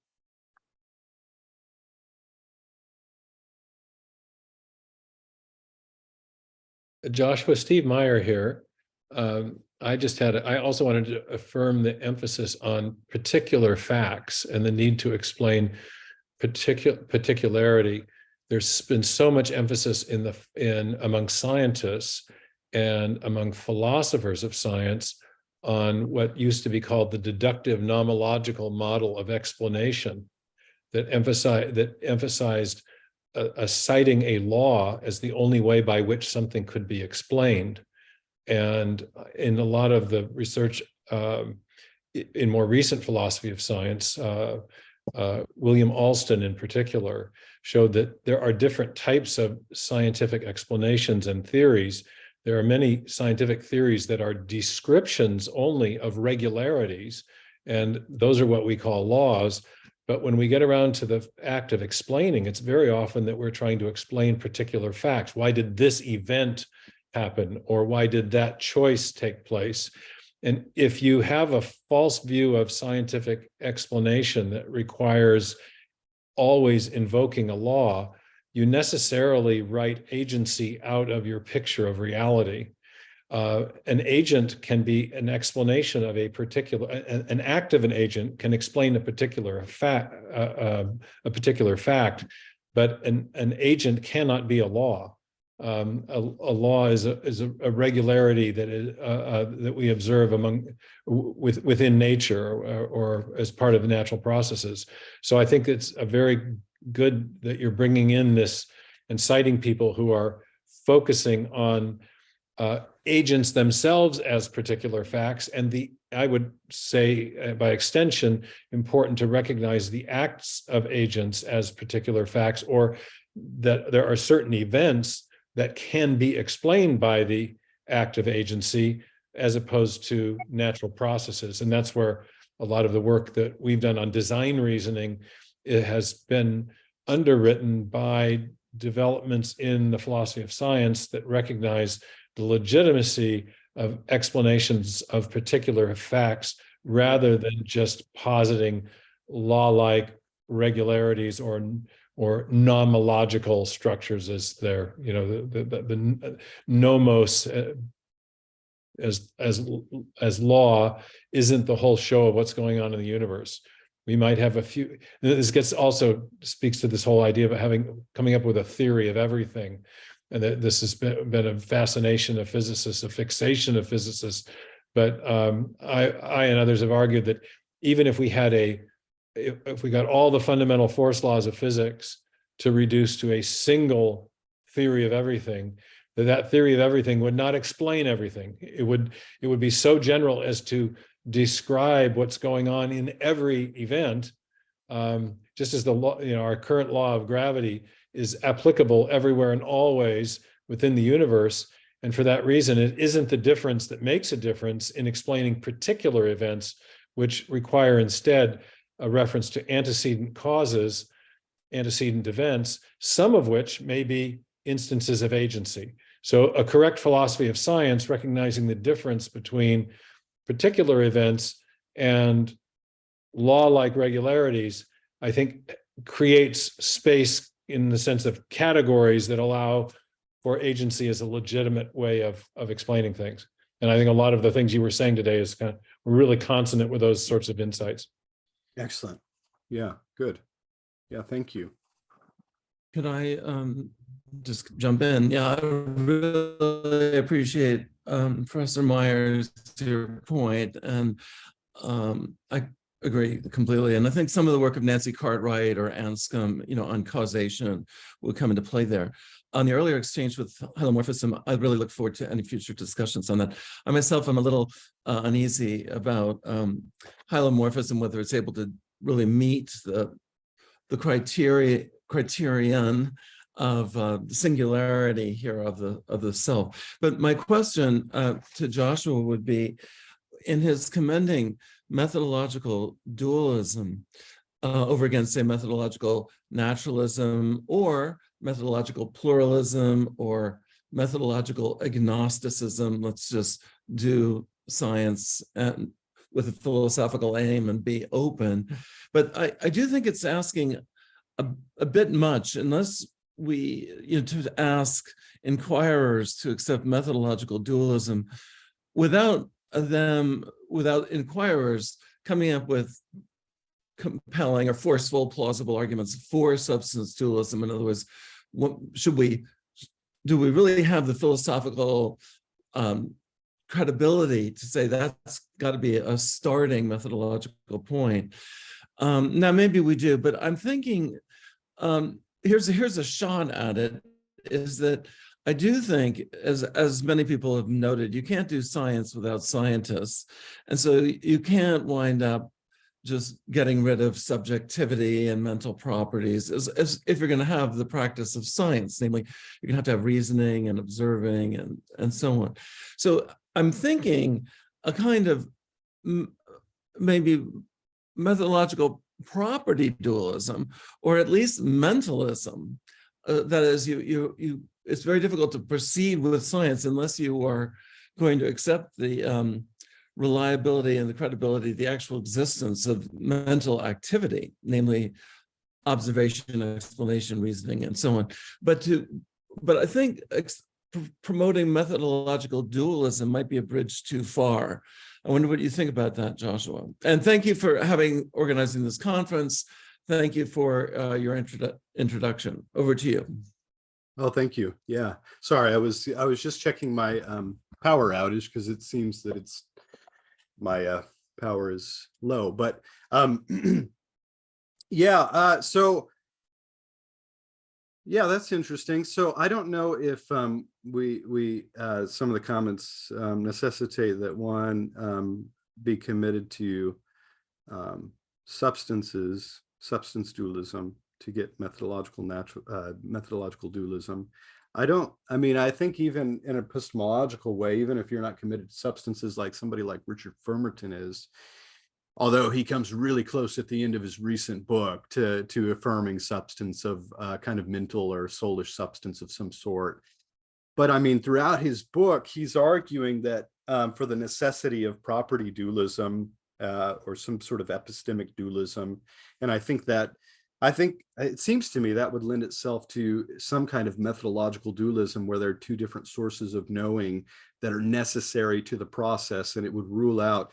I mean, he's very explicit in a few places where he's very sort of pessimistic about what empirical results could actually even do for telling us or giving us knowledge or information about minds, or not minds, using that loosely because he doesn't commit to mental substances, but he commits to mental properties that he argues could not only not reducible to physical substances or physical states.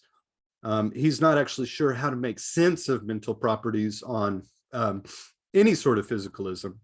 He leaves open the possibility that it could, but he doesn't arrive at any possible way in which it could. And so he seems to be affirming a kind of epistemological, which would entail a kind of methodological dualism in his approach, the way that he views minds and scientific investigation.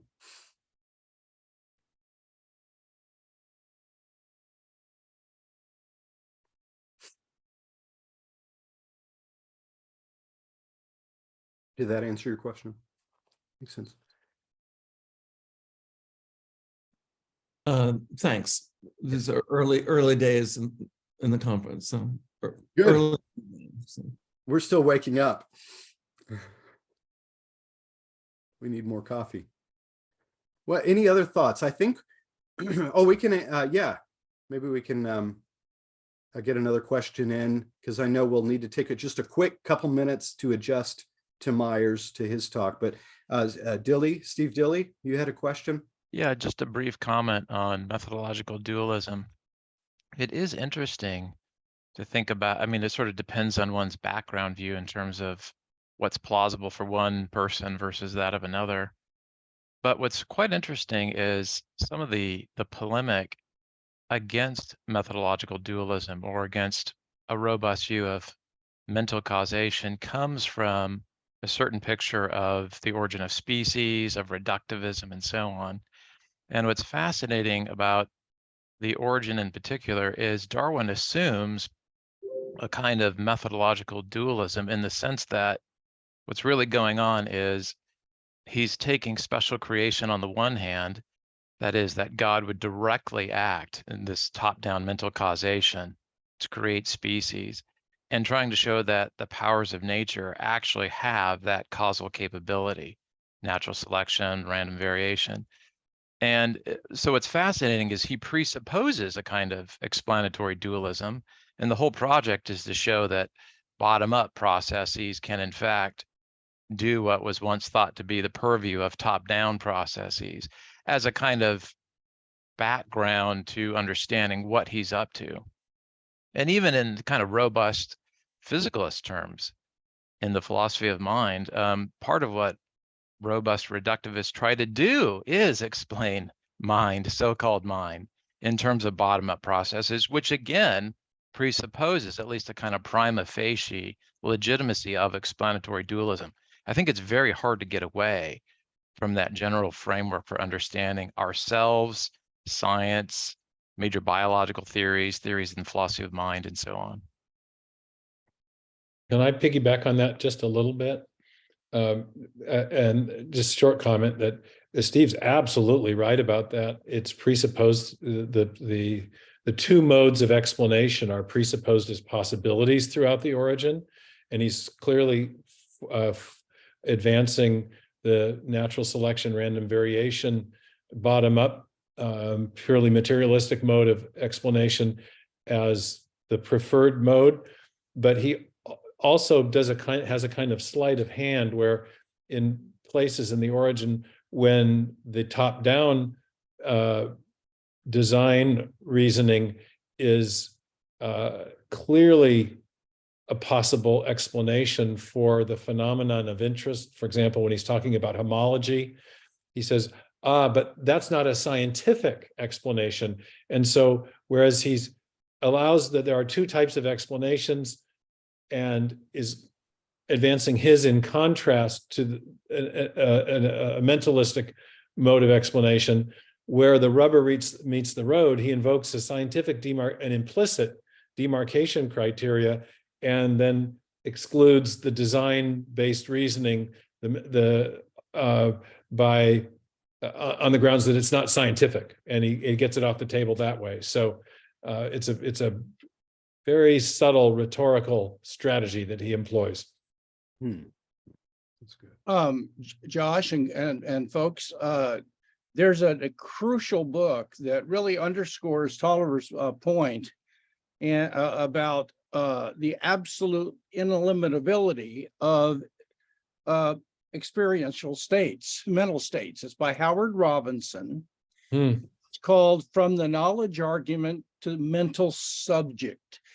And real quickly, what he shows is that if the knowledge argument is successful, it doesn't just show that there's this massive triumphalistic, physicalistic program, but we want to claim this little area where there's sensations.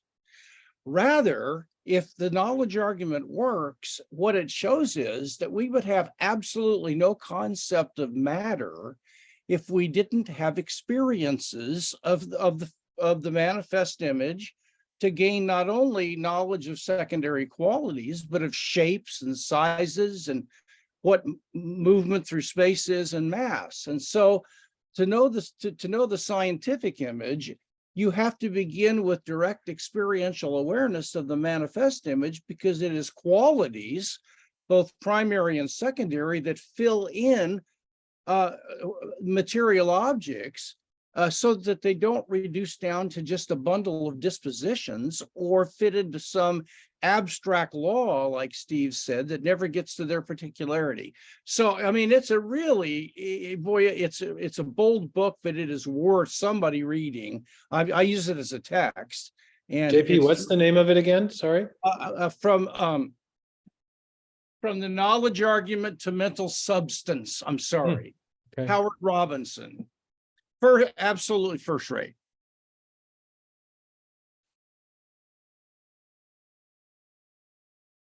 That's good. Thank you. I think we should maybe press on and take a couple minutes just to adjust. So Steve Myers has a moment to get his papers in order or whatever.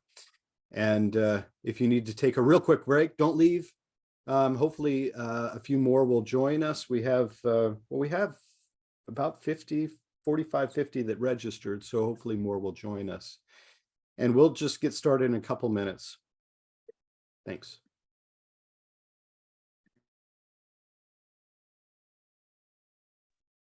Joshua, may I test the share screen option here? Would that be a good thing to do?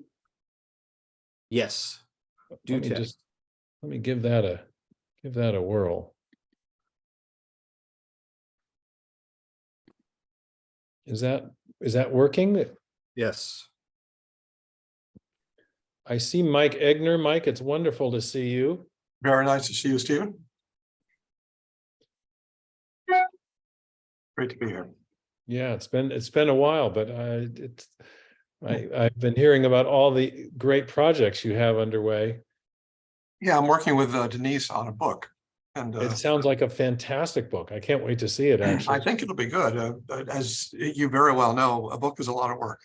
this is a lot of work. I'm It's getting good, into it. it's good to have a co-author from time to time too. Absolutely, absolutely.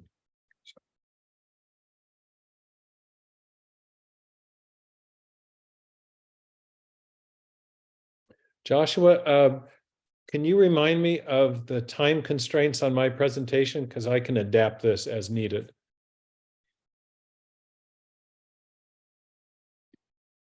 Yes, you should have about an hour. Okay. And will that leave some time afterwards for Q&A, or does that include the Q&A? 15, let's see. I guess we went a little over with discussion, so it will leave, if you get it down to 50 or 55 minutes, then that would leave at least 10 to 15 minutes for discussion. All right, I'll do my best. I'm going to move locations. We're in a little flat here in Cambridge, England right now, and my wife will be coming home in a little bit and will want to use the room where I am. So I'm going to go upstairs to an even smaller room and get set up there. But it's good that the PowerPoint is working. Good, yeah. We have a colleague, Scott Minnick at the University of Idaho, who's a microbiologist and quite a fine one, but he says that he has kept stats on PowerPoint presentations and found that they fail about 42% of the time. So he believes that the devil is in the PowerPoint. Very good, very good. Okay, I'm moving my little setup right now. Mike, how far are you into your writing project? We got the contract at the beginning of February. We have 23 chapters planned. We've written about 10 of them as a first draft. Wow, that's So we're making some progress, but it's a big topic where it's the issue is the human soul. We're applying neuroscience to try to get the most reasonable philosophical perspective on the human soul based on neuroscience. That is just fantastic. So, And did you get did I hear you got a contract with Harper One for that, or? with Hachette. Oh, that's great. That's great. Yep, and they've been very nice. They're great to deal with. Great people. Well, we are poised to help you guys promote it in any way possible. That's such an important topic. Well, thank you. We have a deadline of next January, so that's why we have to have it all in. So thank you.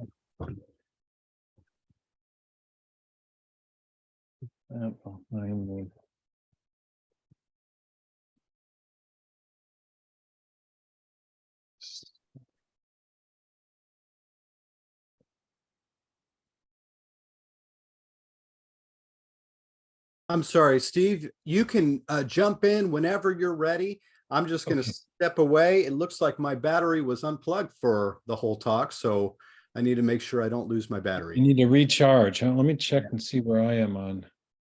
Oh, I have a cord right here. Make sure. But feel free to jump in when you're ready. Okay, so everyone else is back from the little break you just allowed, is that? I am assuming they are. Yes. Okay.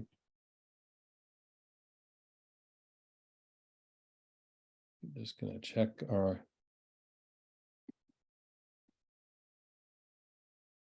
I'm here. Okay, very good. Well, Joshua, thank you very much for inviting me and for pulling this all together. It's wonderful to see some of the faces on this all these Brady Bunch style thumbnails of everyone. I guess we're dating ourselves if we're laughing at that joke, but it's great. I look forward to some of the discussion. I've really admired both JP's work and Mike's work on this whole mind-body question, and they have a slightly different take on it, but are both dualists of different kinds. So that looks to be an interesting part of this.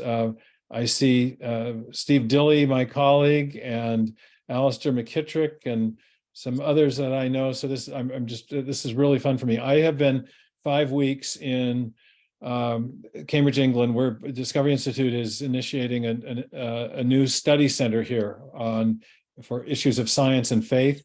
And we may be reaching out to a number of you to come at some point and present on your favorite topics.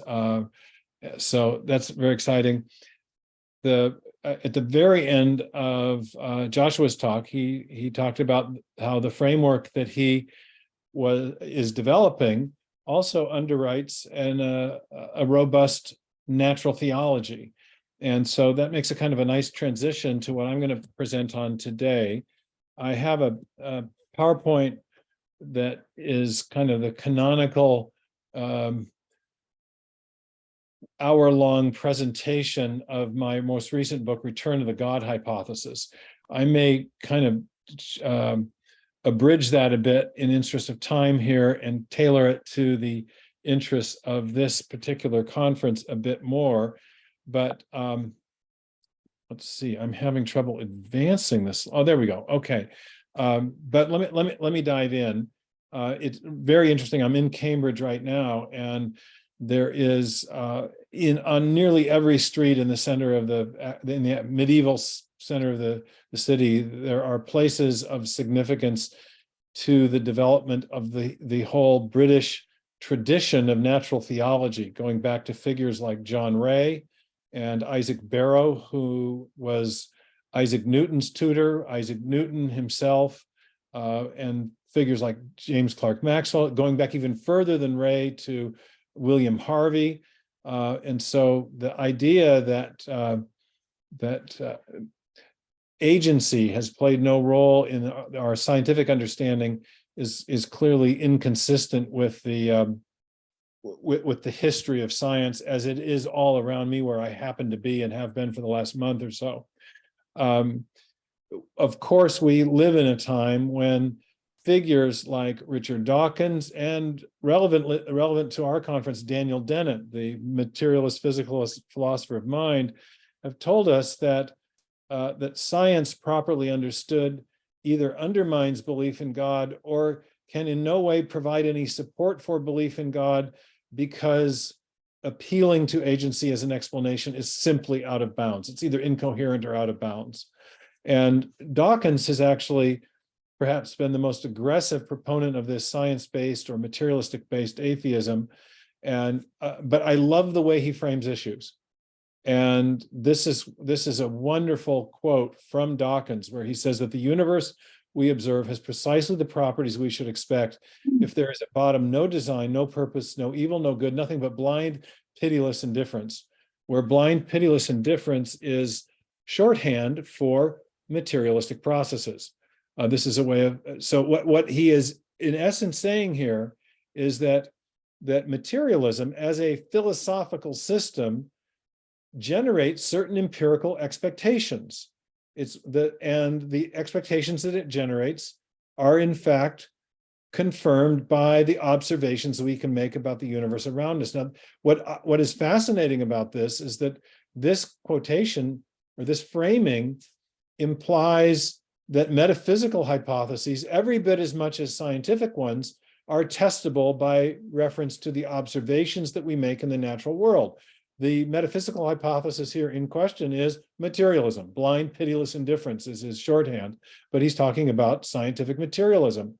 And he's saying that the universe we observe has precisely the properties we should expect if that materialistic worldview is true. And of course, materialism denies the existence of any mental agency as something distinct from the physical realm, and especially denies a divine mind or the possibility of divine action. But here Dawkins is saying that it's the evidence that we have from the natural world that makes belief in divine agency or the existence of God untenable. And I think that's a very, very provocative claim, but one which indirectly or inadvertently denies a demarcation between scientific and metaphysical considerations. And for that reason, I think it's very interesting for the purposes of our discussion today. Now, obviously, Dawkins has a very different view than his other new atheist colleagues than the biblical writers about the what the natural world can tell us about the existence of God. The psalmist tells us that the heavens declare the glory of God. In Romans 1, we have the idea that God's invisible qualities, his eternal power and divine nature, rendered in earlier translations as actually divine wisdom or just wisdom, the power and the intelligence of the Creator are clearly understood from what has been made. So I italicized it from what has been made, because the biblical affirmation is that the observation of the natural world actually should lead us logically or rationally to the conclusion of a divine mind, a wise and powerful creator. So not too surprising that the biblical writers and the new atheists disagree about what science can tell us about the reality of God. But as I mentioned, there is this longstanding tradition in the history of science. It's now called British natural theology, but other historians simply refer to it as what was going on in the scientific revolution. That there was this key idea in the scientific revolution in the period by some reckoning from 1500 to 1700. That reckoning, I think, prizes intellectual developments that were taking place during the period of the Protestant Reformation. But other historians of science really date the scientific revolution back to the 1300s, with what was going on in, at the time, very Catholic universities, where methods of difference and isolation of variables were being developed. And so I think the scientific revolution is really a great ecumenical triumph of both strains of Christian thinking from roughly 1300 to 1700. And to make it even more ecumenical, many of these early scientific writers are drawing on the Hebrew Bible. And so it's a really a great story of the influence of theological thinking on the rise of what we call modern science. One of the figures that I like to highlight is John Ray. He writes this book in the 17th century, The Wisdom of God, early 17th century. He predates Newton. His book is The Wisdom of God Manifested in the Works of Creation. And he's understood to be the founder of modern biology, modern botany, at least. His classification system was the basis of the Linnaean system that came 100 or so years later. He is the tutor of Isaac Barrow, who ends up tutoring Newton, who then writes the Principia, which is meant to manifest the wisdom of God by highlighting the mathematical harmony of nature and the mathematical principles that undergird the physical world. So the point that Joshua was making at the end of his talk about how this theistic dualism is actually can actually underwrite a robust form of natural theology, it really, in a very true sense, underwrote the origin of modern science itself. And part of the reason for that is that the early modern scientists had a concept that we historians call the intelligibility of nature. And you find it in Kepler. He says, I was merely thinking God's thoughts after him. Since we astronomers are the priests of the highest God in regard to the book of nature, it benefits us to be thoughtful, not of the glory of our minds, but rather, above all else, of the glory of God. But this phrase at the beginning, this famous phrase that the job of the natural philosopher was to think God's thoughts after him. The idea here was that nature was imbued with a form of rationality because it issued from the mind of God. And that same God who made nature in as a rational order, who created the design evident in nature, made our minds in his image so that we could understand the rationality and the order and the design that he had built into nature. So there was a principle of correspondence or correlation between what the Cambridge physicist John Polkinghorne used to call the reason within matches the reason without, the external reason that's built into nature. The reason that God gave us in our minds matches the reason he built into the external world. And this is what gives confidence in our ability to discern the secret order that nature has to reveal. So if we take this seriously, I mean, this is something that many historians have emphasized, historians of science have emphasized. You can see that agency, in the sense of the mind of God, the mind of man, and the correlation between them is presupposed in the whole scientific enterprise. Without our understanding of intelligibility, which presupposes both that there is a mind of God and a mind of man, and that the mind of God has built discernible principles of reason into nature, no science would not be possible at all. So theistic dualism or agency is a prerequisite to doing science. It's what gives the early scientists confidence that they can understand the order of nature. You have other metaphors that are used to convey this, Boyle's clock idea, but here's a lovely, lovely passage from the General Scholium to the Principia by Newton. This is the theological epilogue to Newton's great work, the Principia on universal gravitation. And he's talking here about the difference between a law-like description and an ultimate causal explanation. He says that though these bodies, referring to the planetary bodies, may indeed continue in their orbits by the mere laws of gravity, we can describe those regular motions with the laws of gravity, yet they could by no means have at first derived the regular position of those bodies themselves from those laws. Thus, this most beautiful system of sun, planets, and comets could only proceed from the counsel and dominion of an intelligent and powerful being. So here we have an appeal to agency built into arguably one of the greatest works of science ever written. And this is 1687, the Principia. It's a design argument, clearly, but he's saying that we can't explain ultimate causal origins apart from mental agency, in particular, the action of the mind of God, the divine action. Now, in my book, I tell the story of what happened to this very theistic framing for early modern science.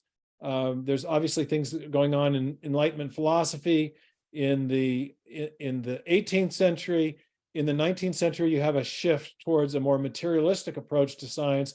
It begins fairly early on in the century with figures like Laplace, who, when asked, at least this is an apocryphal account, but when asked about why he doesn't invoke a God hypothesis in his work of physics, the celestial mechanics, he is said to have puffed himself up and said, "Sire, I have no need of that hypothesis." Apparently Herschel, the great English astronomer, was in that meeting between Laplace and Napoleon. And though he probably didn't say these exact words, it did capture the spirit of the conversations. It's not entirely apocryphal. But we have, the rest of the 19th century, you have this shift towards especially materialistic explanations for origins. You've got in geology, you get the explanations of the great features of planet Earth, mountains, canyons, river deltas, by reference to slow, gradual, purely naturalistic processes. And you get the Darwinian revolution later in the 19th century. Laplace invokes a purely naturalistic account or explanation for the origin of the solar system. Then you get these kinds of explanations for the origin of geological features, and especially in biology. One of our modern evolutionary biological textbooks puts it this way: by coupling the undirected, purposeless variations to the blind, uncaring processes of natural selection, Darwin made theological or spiritual explanations of life superfluous. He had no need of that hypothesis, of the God hypothesis. And so this gives rise, among other factors, intellectual factors, to not just a scientific theory or even a series of theories about origins, but to a kind of worldview or philosophy. And our colleague Philip Johnson used to have a lovely way of conveying this to popular audiences, especially Christian audiences who knew the Johannine prologue in the New Testament. In the beginning was the Word, says the gospel writer. The book of Genesis says, in the beginning God said. You have this idea that there is before matter a mind in the theistic worldview, and that and one of the things that a mind imparts or generates is information, and that information is critical to the origin of all the things we see in the physical world. This is sort of implicit in the biblical ontology. And as Phil used to say, well, if you think of the Johannine prologue saying, in the beginning was the Word, the materialistic version of that is, from eternity past, there in the materialism, there was no beginning. From eternity past were the particles and the energy, and the particles and the energy arranged themselves and became more complex chemicals. Those chemicals eventually arranged themselves to become the first living thing, the first living stuff. And that living stuff eventually evolved by slow, gradual, undirected Darwinian processes to become aware.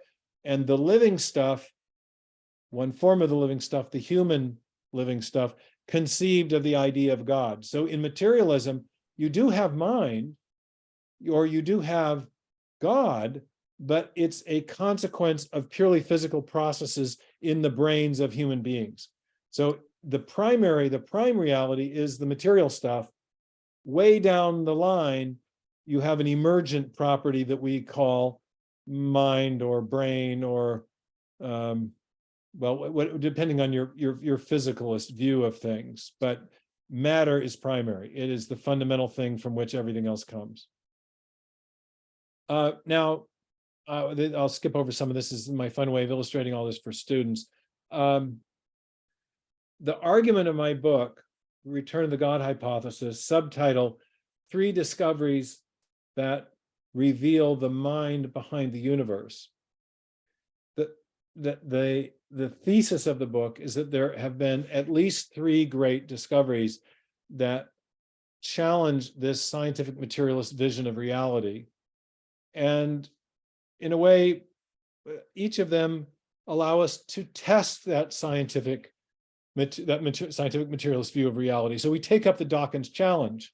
And the challenge is, do the properties that we observe in the universe or are the properties that we observe in the universe, in fact, what we would expect from a materialistic, physicalist understanding of reality? And my argument is that even in the natural sciences, the answer to that question is no. And I do not engage in any great depth the kind of the whole subject of mind-body relationships in the way that, say, JP and Mike are doing, and Joshua, for that matter. I'm just looking at the natural sciences and looking at three great discoveries. And the first is the discovery that the material universe, that stuff of materialism itself, as best we can tell from multiple lines of evidence, had a beginning. And the story I tell is, of course, first of all, the story of the astronomers in the late 19-teens and 1920s, starting with Edwin Hubble and the French physicist, or the Belgian physicist rather, Lemaitre, and the discovery that the light coming from very distant galaxies is being stretched out. It has been what the astrophysicists call red shifted.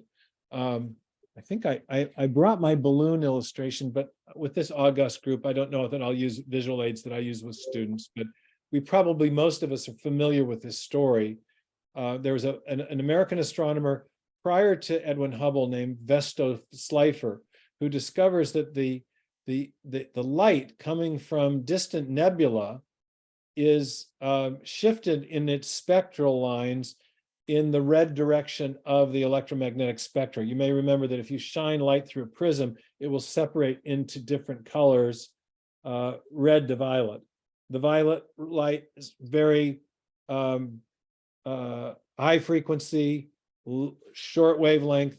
The red is long wavelength, low frequency.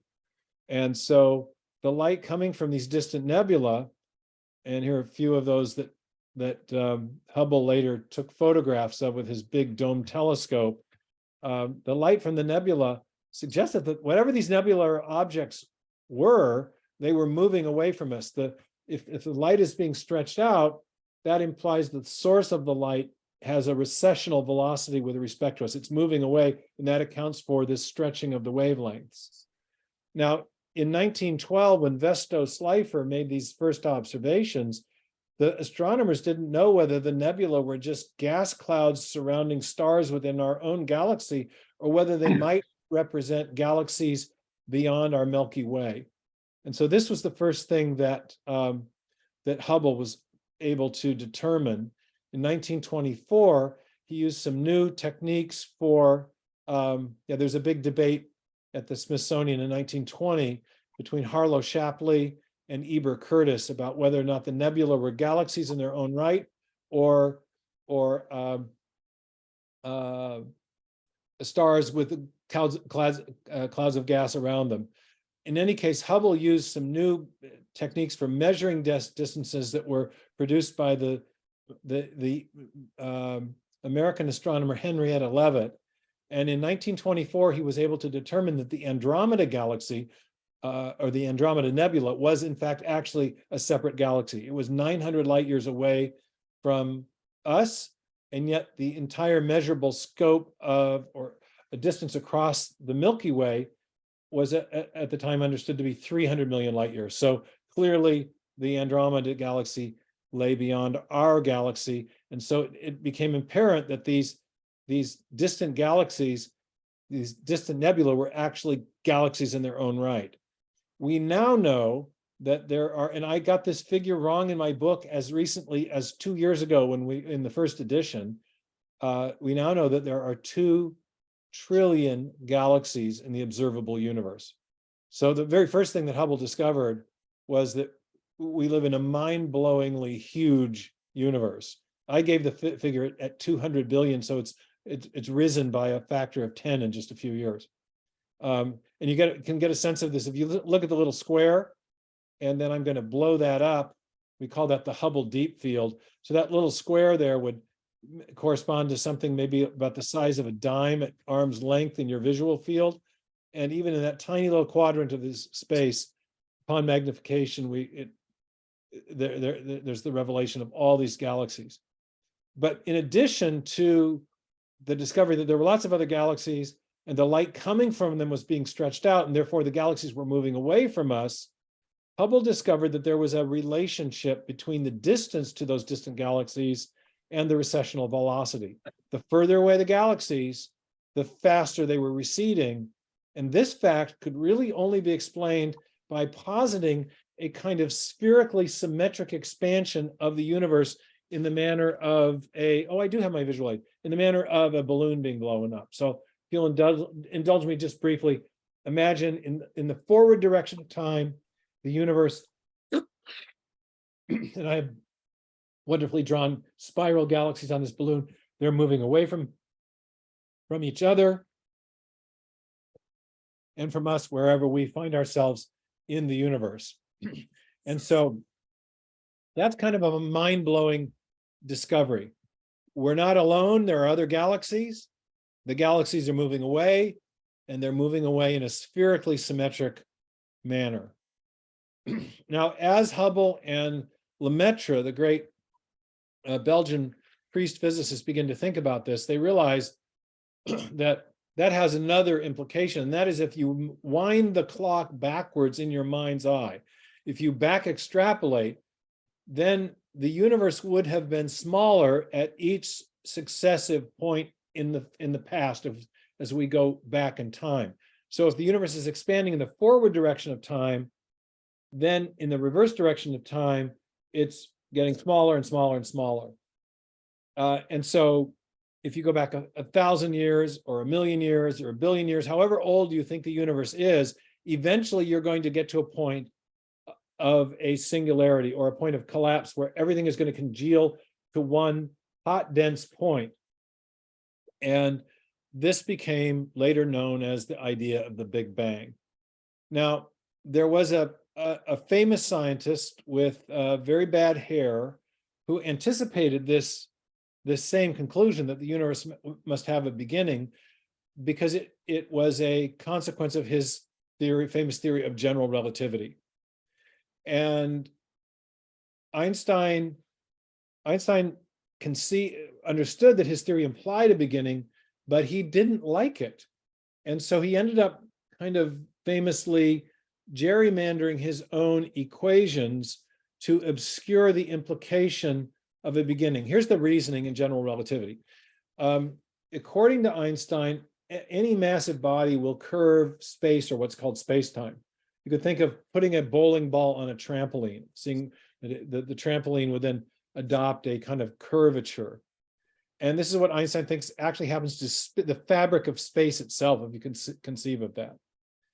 Now, if that's true, and the only force at work in the universe is gravitational force, then the very fact that we have matter suggests that all that matter would be congealing onto itself, causing space to curve infinitely tightly, which would produce a universe that would effectively be a kind of a black hole. But Einstein reasoned we don't live in that kind of universe. So in addition to a gravitational contraction or contracting force, there must be an outward expanding force, an outward pushing force. And he called that force the cosmological constant. He conceived of it as a constantly pushing outward force that enabled us to explain why we live in a universe where we have empty space between bodies. So all that makes sense. But Einstein made a further move and assigned to the outward pushing cosmological constant a very precise value that would allow him to portray the universe as neither expanding outward from a beginning or contracting inward towards a sort of black hole collapse. In other words, he portrayed the universe as a static system that had no need of a beginning and no implication of an end. And at that point, he breathed a kind of sigh of metaphysical relief. He'd gotten rid of the unpleasant implication of a beginning and was content to stand pat.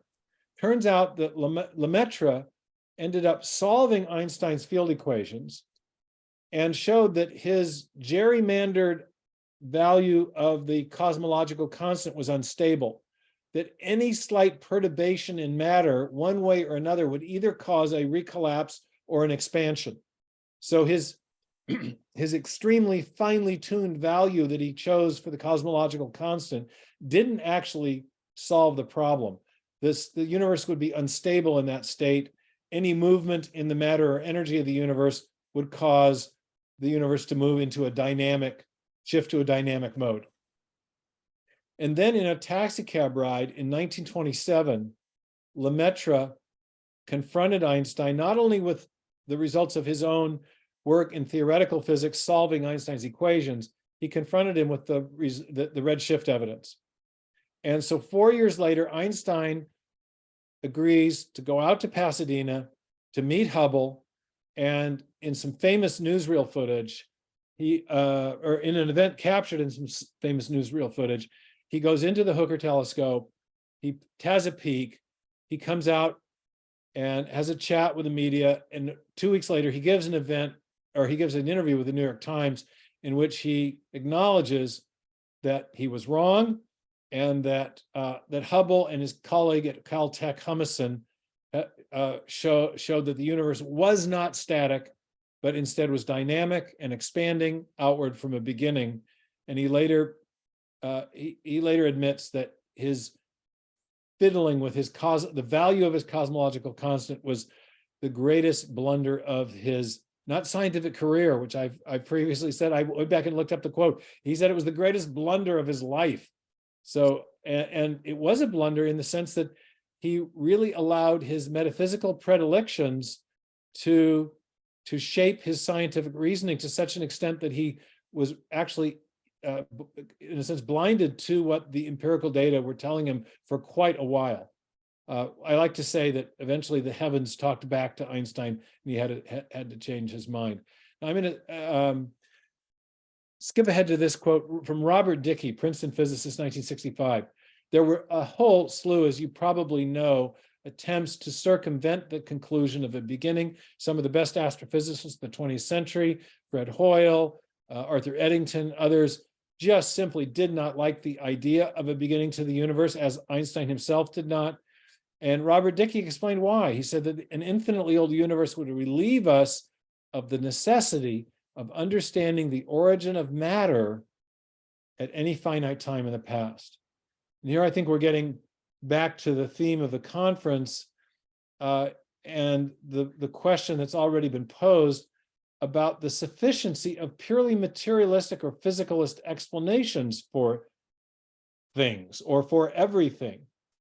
Now, here is a particular event, the origin of the universe itself, by which we mean the origin of matter, space, time, and energy, that clearly cannot be explained by reference to prior matter. If matter itself comes into existence a finite time ago, it becomes very hard to provide a causally adequate materialistic explanation for the origin of matter, because before the origin of matter, there was no matter to do the causing. Now, the difficulty of this dilemma for the true materialist became ever more acute in the 1960s with the development and proof of the singularity theorem of Stephen Hawking and other similar singularity theorems that Hawking developed in concert with Roger Penrose, one of his PhD examiners in the 1960s, and with George Ellis, the South African British physicist. Hawking and Ellis wrote a great book in 1972, The Large-Scale Structure of Space-Time, and we are kind of in the 50-year anniversary of that book. There's a 50-year version of it up on Amazon. One very fun thing about my time as a PhD student in Cambridge is that I got to attend the lecture series that Hawking gave on his later attempt to circumvent his own singularity theorem but we'll with his book, The Brief History of Time. But for now, let's just talk about the singularity theorem. Hawking is a PhD student in the 1960s. He is doing black hole physics, and he is suddenly stricken with ALS. He's very depressed. He's thinking he doesn't want to go on, but he meets a pretty, as it happens, Christian young woman named Jane. They become close. She encourages him to press on. He ends up producing a brilliant PhD thesis. It has many problems. It gets critiqued in many chapters, but he has a third chapter in the PhD thesis in which he develops what's now known as the singularity theorem. He's doing black hole physics. He's thinking about Einstein's theory of general relativity. A black hole is a place where the density of matter is so great that the curvature of space is so tight that not even light can get out. And Hawking begins to think about general relativity as it applies to the universe as a whole. And he knows that the astronomers and astrophysicists have been telling us that the universe is expanding, that the galactic matter is moving away, it's getting more and more diffuse in the forward direction of time. And he begins to think about, well, what would happen to the universe? What would the universe then have been like in the reverse direction of time? And he realizes, again, at each progressive point in the finite past, the density of the universe, the material density, would have been getting greater and greater and greater as the matter would have been getting more and more densely compacted. And at each progressive point, then it also follows that space-time would be getting more and more tightly curved. And he realizes that logically, there's a limiting case. You can only go back so far before the curvature of space, the density of matter approaches an infinite, the curvature of space approaches an infinite, and at some point you reach a singularity where, yes, the laws of physics break down, but also entailed with that is you get an infinitely tight curvature to space. That's the limiting case. You can't back extrapolate any further from that, so therefore that marks the beginning of the universe. But it also implies that at the beginning of the universe, there is no place to put anything. An infinitely tight curvature corresponds to zero spatial volume. And so what you have is a picture of the origin of the universe rendered by modern physics that comports with the old medieval doctrine of creatio ex nihilo, that the physical universe is literally coming out of nothing physical. That's the picture. And in the large scale structure of space-time, he and Ellis come right out and call this the creation event. Now, interesting thing about Hawking is here's the general relativity idea. The massive body curves the fabric of space-time. We'll have a test on these equations afterwards. But great physicist John Wheeler was able to distill the field equations of general relativity into this wonderful aphorism. Matter tells space or space-time how to curve. Space-time tells matter how to move. That's the essence of Einstein right there. Brilliant. And so here's a nice picture of this progressive increase in the curvature of space as you go back in time from the top to the bottom of the screen until you reach the singularity. Now, the interesting and crazy thing about Hawking is that he proves this in multiple ways between 66 and 72. And then he spends the rest of his scientific career, as W.C. Fields used to say, looking for a loophole. And that loophole is something called quantum cosmology. In a wonderful volume that our host Joshua edited for Routledge, I was able to include a technical article on the unintended theistic and I would argue dualistic implications of the quantum cosmology. And in Q&A we can discuss that, but I get too deep into one part of my story.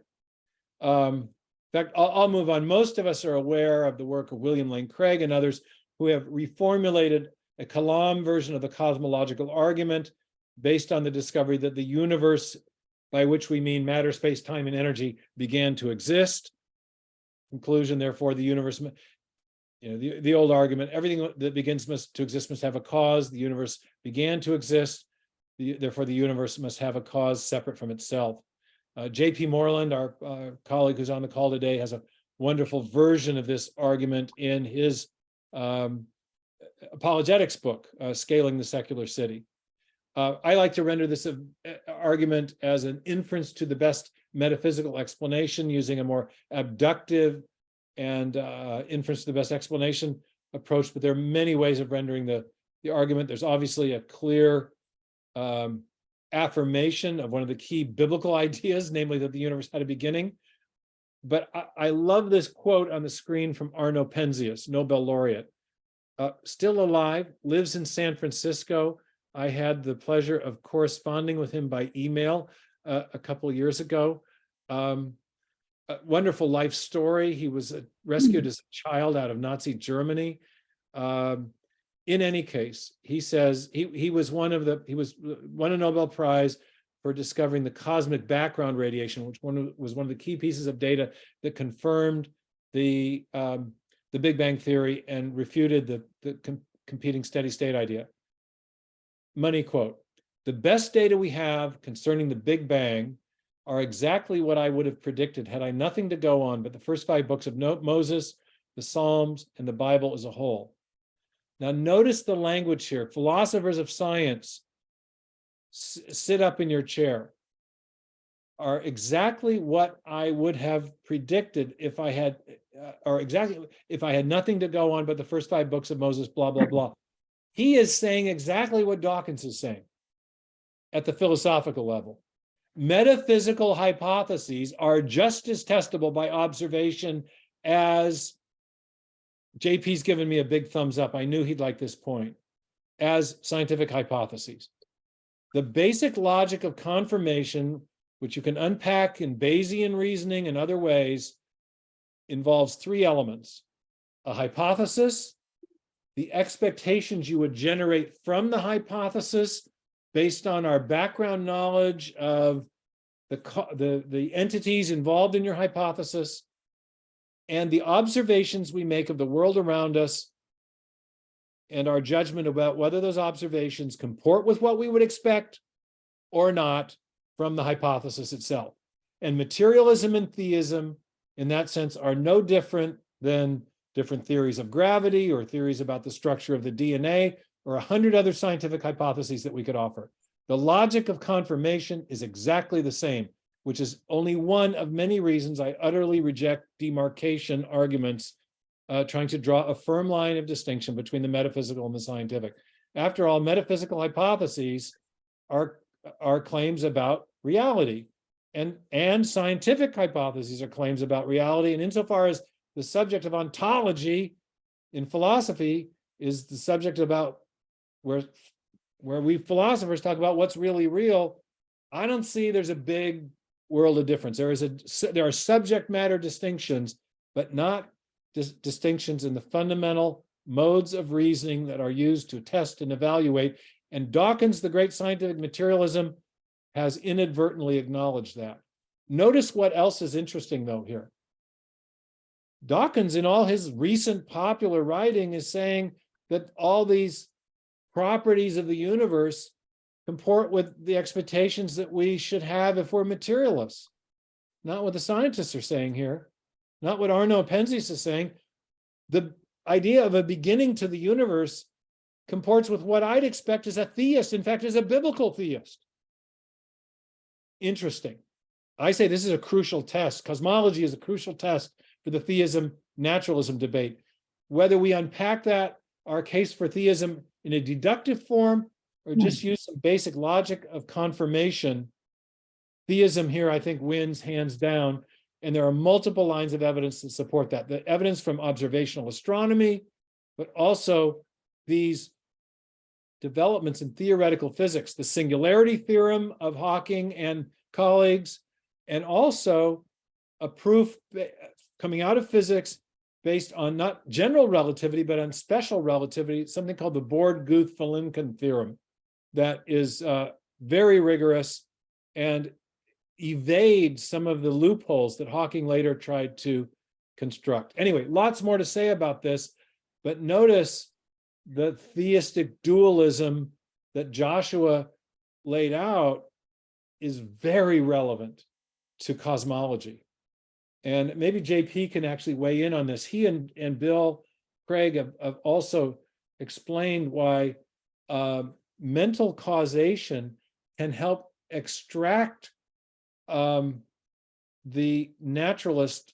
The naturalist faces a dilemma in trying to explain the singular beginning of the universe that can only be circumvented by invoking agency as a cause. And JP does it. I cite JP and Bill's work on this in my book, but they do a better job of explaining it than I do. So maybe we can talk about that in the discussion, but it's directly relevant to Joshua's framing. It's not just the God hypothesis, but it is actually the notion of dualistic agency that is crucial to providing an adequate explanation for the origin of the universe viewed as a particular fact or singularity. We'll come back to that. Okay, I'm contrasting the wonderful Penzias quote with the Dawkins quote. All right, second big discovery in modern science. I won't go into as much depth on this one, but many of us are aware of the discovery of the fine-tuning. The great Cambridge physicist, recently deceased, John Polkinghorne, used to argue that the fine-tuning was best explained by a fine-tuner. When asked about he used to use this wonderful visual illustration. He asked his audience to imagine that they were part of Star Trek: The Next Generation, flying out into space in a great spaceship. They docked their spaceship at a very important space station. They went inside, and there, lo and behold, was in fact, this is a thought experiment, so he could make it up any way he wanted, the universe, the universe creating machine. And on that machine were all these dials and knobs and sliders, and each one of them was set to a very particular value, such that if the dial or the slider or the knob was moved one click this way or that, the universe would cease to either exist or be life-friendly. He said that's what the physicists mean when they're talking about the fine-tuning of the universe. The idea is that the fundamental forces of physics and the initial conditions of the universe fall within very narrow tolerances, such that if they were a little bit different one way or t'other, a little stronger, a little weaker, a little faster, a little slower, a little lighter, a little heavier, then life in the universe would be impossible.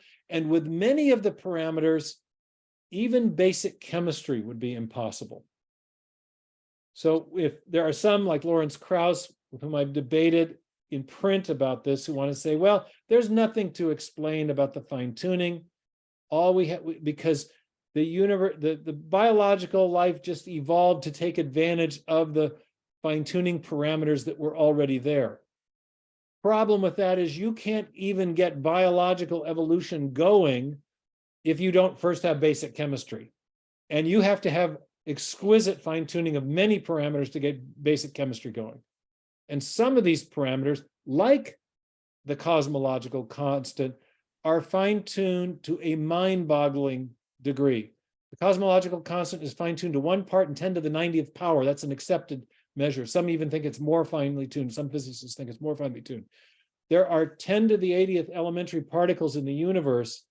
So the probability of getting the fine-tuning of that one parameter, the cosmological constant, correct, are roughly equivalent to the probability of a blind man floating in free space, hoping to find one marked elementary particle, but not just in our galaxy, but this poor blind man has to look in 10 billion galaxies our size to have a reasonable chance of finding it by chance. the degree of fine tuning is beyond comprehension. And there's another fine tuning parameter that's even more exquisitely fine tuned than that, the initial entropy of the universe.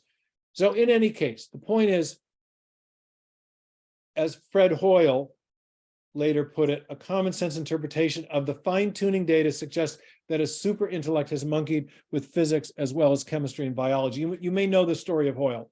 He resisted to the bitter end the evidence for the Big Bang because he did not like its theistic implications.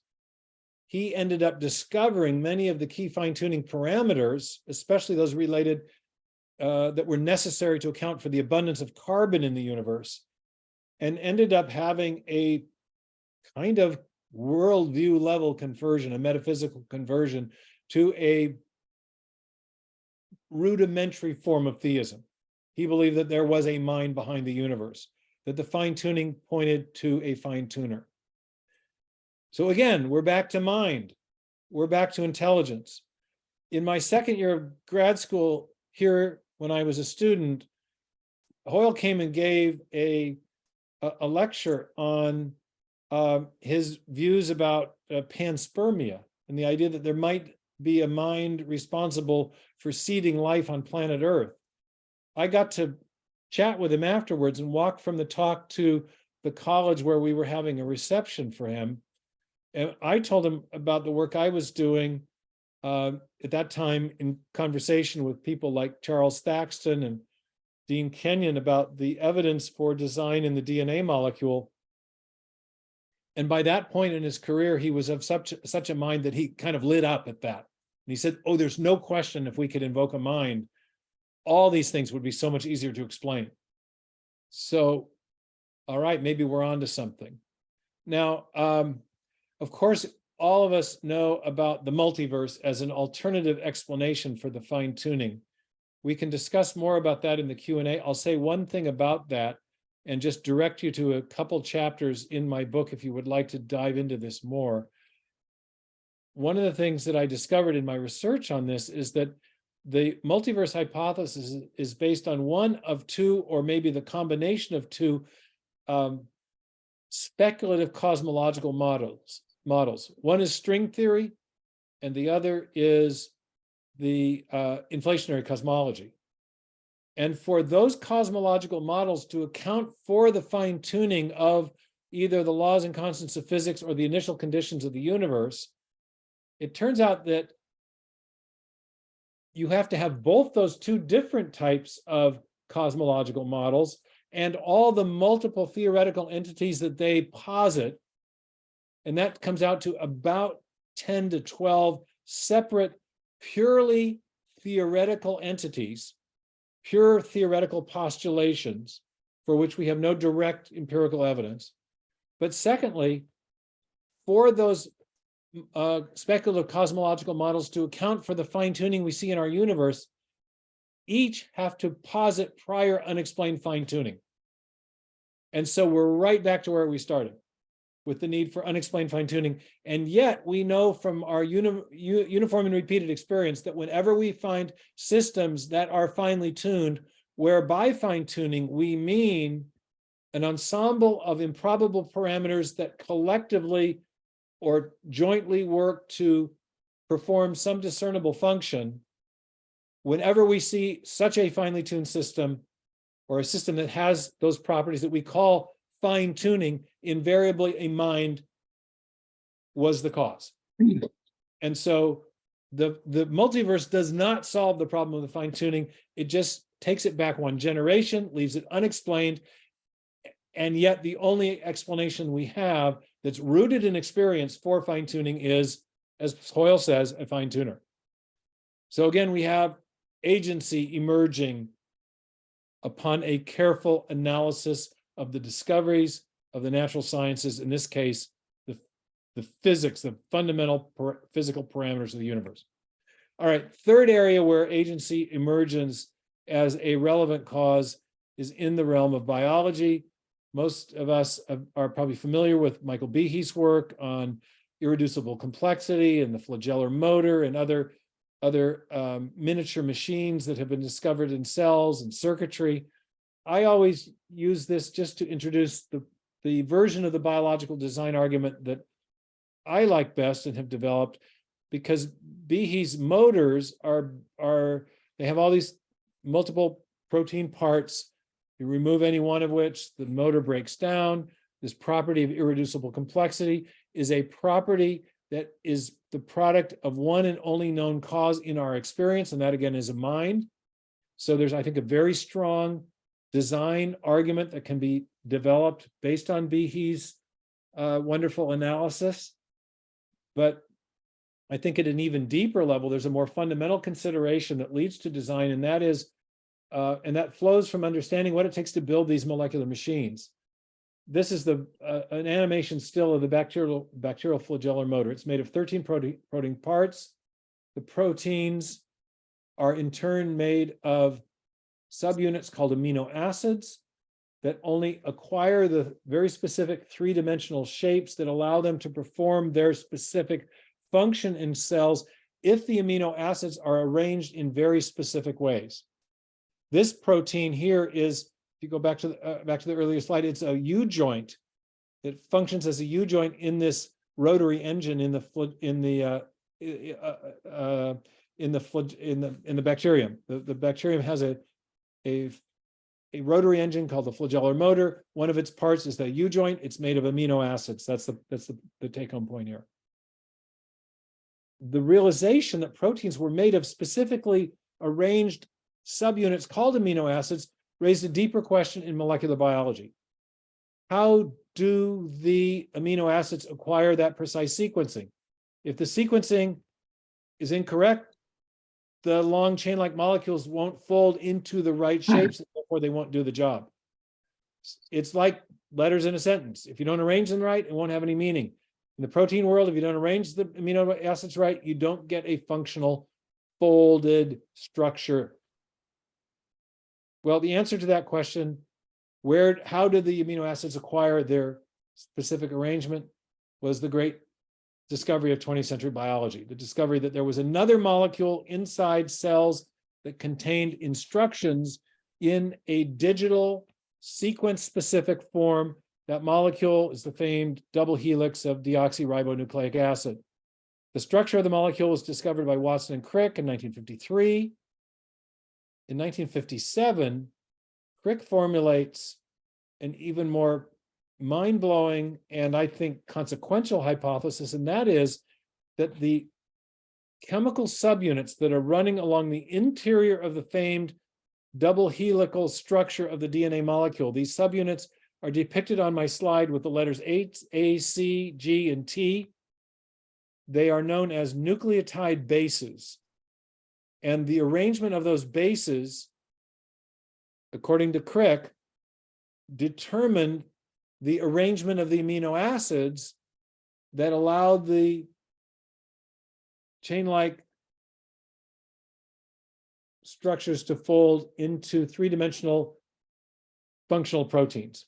In other words, his idea was that the nucleotide bases in the DNA molecule were functioning like alphabetic characters in a written text, or like the zeros and ones in a section of software. That is to say, it's not the physical or chemical properties of those subunits that allows them to perform a function in the cell, but rather their arrangement in accord with an independent symbol convention, later discovered and now known as the genetic code, that allows those nucleotide bases to perform their function. In other words, what we're looking at, this was his famed sequence hypothesis, is we're looking at information in an alphabetic form, or a typographic or digital form, a sequence-specific form of information. Our well-known computer whiz up in the Seattle area has said that DNA is like a computer program, but far, far more advanced than any we've ever created. Dawkins himself has said that the machine code of the genes is uncannily computer-like. And this raises an obvious sort of possible implication or explanation of that. We know that it takes programmers to generate programs. Could the same thing be true of the software in the cell, of the software in the DNA? Now, I'm going to kind of skip a little of this, some of the logic of the way I developed the design argument. Actually, maybe I'll close with this. I became interested in this whole question of the origin of information in DNA when I met Charles Thaxton back in the late 1980s. He had floated the idea that information, again connecting to our theme today, is a mind product. In an epilogue to a book that's very important to those of us who've worked on the intelligent design question, the book The Mystery of Life's Origin. And he and Walter Bradley in particular were intrigued with the idea that when the molecular biologists discovered information in a digital form, they were discovering a phenomenon or a feature of systems which in our experience always arises from minds. Information is a mind product. And so they wrote an epilogue to their book suggesting that maybe in trying to explain the origin of life by strictly undirected chemical evolutionary processes, we were kind of barking up the wrong tree. Maybe we should be opening ourselves up to the idea that there was an intelligent cause played a role. I met these guys at a conference in 1985, got to know Charles over the next year. I went off to Cambridge to do my PhD work in 86 and 87. I was intrigued with their idea, but I wasn't yet convinced that there was a special category of science where it was okay to think about intelligence as a cause. Ironically, the guy who helped me think this through was Darwin, because he showed that when you're reasoning about particular facts and trying to provide causal explanations for them, you use a method of reasoning that modern philosophers of science call inference to the best explanation. And that raised a question that contemporary philosophers of science have asked, well, okay, we see this inference to the best explanation mode of reasoning at work, but what does it mean to be a best explanation? And it turned out that one of Darwin's mentors, Charles Lyell, and other scientists in the 19th century worked out practical criteria for determining what constituted a best explanation. And Lyell's criterion hit me like a thunderbolt when I saw it. This was his book, Principles of Geology, long Victorian subtitle. He says, being an attempt to explain the former changes of the Earth's surface by reference to causes now in operation. And when I saw that phrase, a light went on, because what Lyell was saying was that if we want to explain an event in the remote past, we should explain it by reference to causes that we know are presently operating. In other words, our uniform and repeated experience, another Lyellian phrase, should guide our knowledge of the cause and our uniform and repeated experience of cause and effect should guide our assessment of competing causal explanation of particular facts in the past. And then I had another epiphany, reading about the application of information theory to molecular biology in an early work on this subject by a pioneer in the field named Henry Quasler. I came across this quotation. He said, the creation of new information is habitually associated with conscious activity. Whoa, whoa, whoa, whoa, whoa. Mind-body dualists, sit up. The other phrase that got my eye was habitually associated. This is like uniform and repeated experience. We know of a cause that produces information. That cause is mind. It's conscious activity. And so I began to think more about this Bill Gates quote and the presence of information. If we go back to the Gates quote, he says the computer program, well, DNA is like a computer program. Well, where does the information a computer program come from? It comes from a mind. It comes from a programmer. In fact, whenever we see information and we trace it back to its source, whether we're talking about a hieroglyphic inscription or a paragraph in a book or a newspaper headline or information embedded in a radio signal, we always come to a mind, not an undirected material process. So again, the natural sciences, in this case biology, has discovered something that in our uniform and repeated experience is always the product of agency, of action, of mind over matter. And this was the argument of my book, Signature in the Cell, that the presence of information was best explained by reference to the prior activity of a designing mind. And in forming that argument, I ironically used the very same method of reasoning that Darwin had used in The Origin of Species, an historical method of reasoning that relies on inference to the best explanation as a way of testing or evaluating competing hypotheses. Now, in drawing all these threads together, there are three big discoveries of modern science about biological and cosmological origins that I think require both mental agency and indeed, I think, a theistic mental agency as a condition of their comprehensive explanation. First is that the material universe had a beginning. The second is that the universe has been finely tuned for life from the beginning. And the third is that there is evidence of design in life that suggests that there have been infusions of digital information since the beginning of the universe. That last phrase suggests that we're not dealing with, to explain all of these classes of evidence, deism won't do it, because deism confines the activity of a designing agent to the beginning of the universe. But neither will this space alien imminent designer hypothesis that some scientists, including Francis Crick, and in one case, Richard Dawkins, have repaired to. That's the panspermia idea, because no agent within the cosmos can account for the fine-tuning of the universe as a whole upon which its future evolution would depend, nor can such an agent account for the origin of the universe itself. So as you look, materialism fails to explain all of these classes of evidence. Pantheism fails to explain them for the same reason, because it does not invoke a God who has a conscious mind, nor does the pantheistic creator exist independently of the universe, which is a necessary condition of explaining the origin of the universe at a finite time ago. So there's a process of reasoning I go through in the end of the book, in which I evaluate each of these competing metaphysical hypotheses and show that none of them can explain all three of these classes of evidence. And even those that can explain some of the evidence, like deism, can't explain all of the evidence. So instead, theism ends up providing the best overall explanation for this ensemble of evidence that we have about biological and cosmological origins.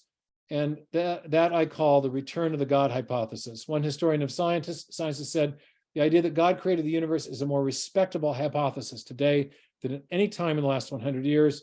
In the book, I go further and argue that theistic design or theistic dualism, as we've been talking about, provides the best overall evidence, or best overall explanation for these three big classes of scientific discovery. And therefore, we can conclude that Newton and Boyle and the Bible writers were correct, and Richard Dawkins is incorrect, that the universe has exactly the properties we should expect if at bottom there was a design, there was a purpose, and there was a mind behind it all. Excellent. Thank you. Thank you, Dr. Meyer. Let's take some time to discuss amongst ourselves. Let's take maybe 10 minutes. We have some buffer. I built some buffer in. If you have to sneak away, the participants or the viewers, sneak away. We could come back, of course. 2:15 we'll get started. So we do have some buffer. So let's get started and have a discussion Q&A. Thanks. Yeah. Steve, JP, what is information in your view? Not what it does, like Shannon information, but just what is the ontological status of information? What kind of a thing is it? And is it physical for you? I know it's not, but so what is information? I've been more interested, I'm going to dodge the question at first and then come back to it head on, okay? For the purpose of developing the design argument, it has not been necessary to answer that question of ontology, okay? What has been necessary is to define the type of information that we have in mind that generates a design inference and distinguish it from types of information that do not require mind and therefore justify a design inference. And the crucial analytical cut is the distinction between Shannon information, and let me see if I've got any other slides on this PowerPoint that get into this. The distinction between Shannon information and I do not, and what we call specified information or specified complexity or functional information. Imagine, here's a slide that I use in another PowerPoint. I have a line of text, A, B, 9, X, L, Z, just it's a line of gibberish. Monkey at the typewriter could have produced it. Below it, I have a symbol string of equal length that says time and tide wait for no man. On Shannon's theory of information, both strings have an equivalent amount of information because Shannon's theory is the idea that information represents an informational string reduces the amount of uncertainty associated with an event occurring. And so and that reduction of uncertainty turns out to be inversely related to probability. So if I flip a coin and it comes up heads, I have eliminated one option and elected another. So I've reduced some uncertainty by the tune of 1 out of 2 possibilities. If I roll a die and it comes up a 3, I've reduced more uncertainty because there were more possibilities that could have occurred with a 6-sided die than a 2-headed coin. So in Shannon's view, the amount of uncertainty reduced is inversely related to the probability of the event occurring. And that's all he can measure is the probability of the sequence. He can't tell you whether the sequence has function or meaning. So time and tide wait for no man has meaning because the arrangement of the characters is specific in accord with a convention that allows it to convey meaning or to perform a communication function, whereas the top string doesn't. Got it.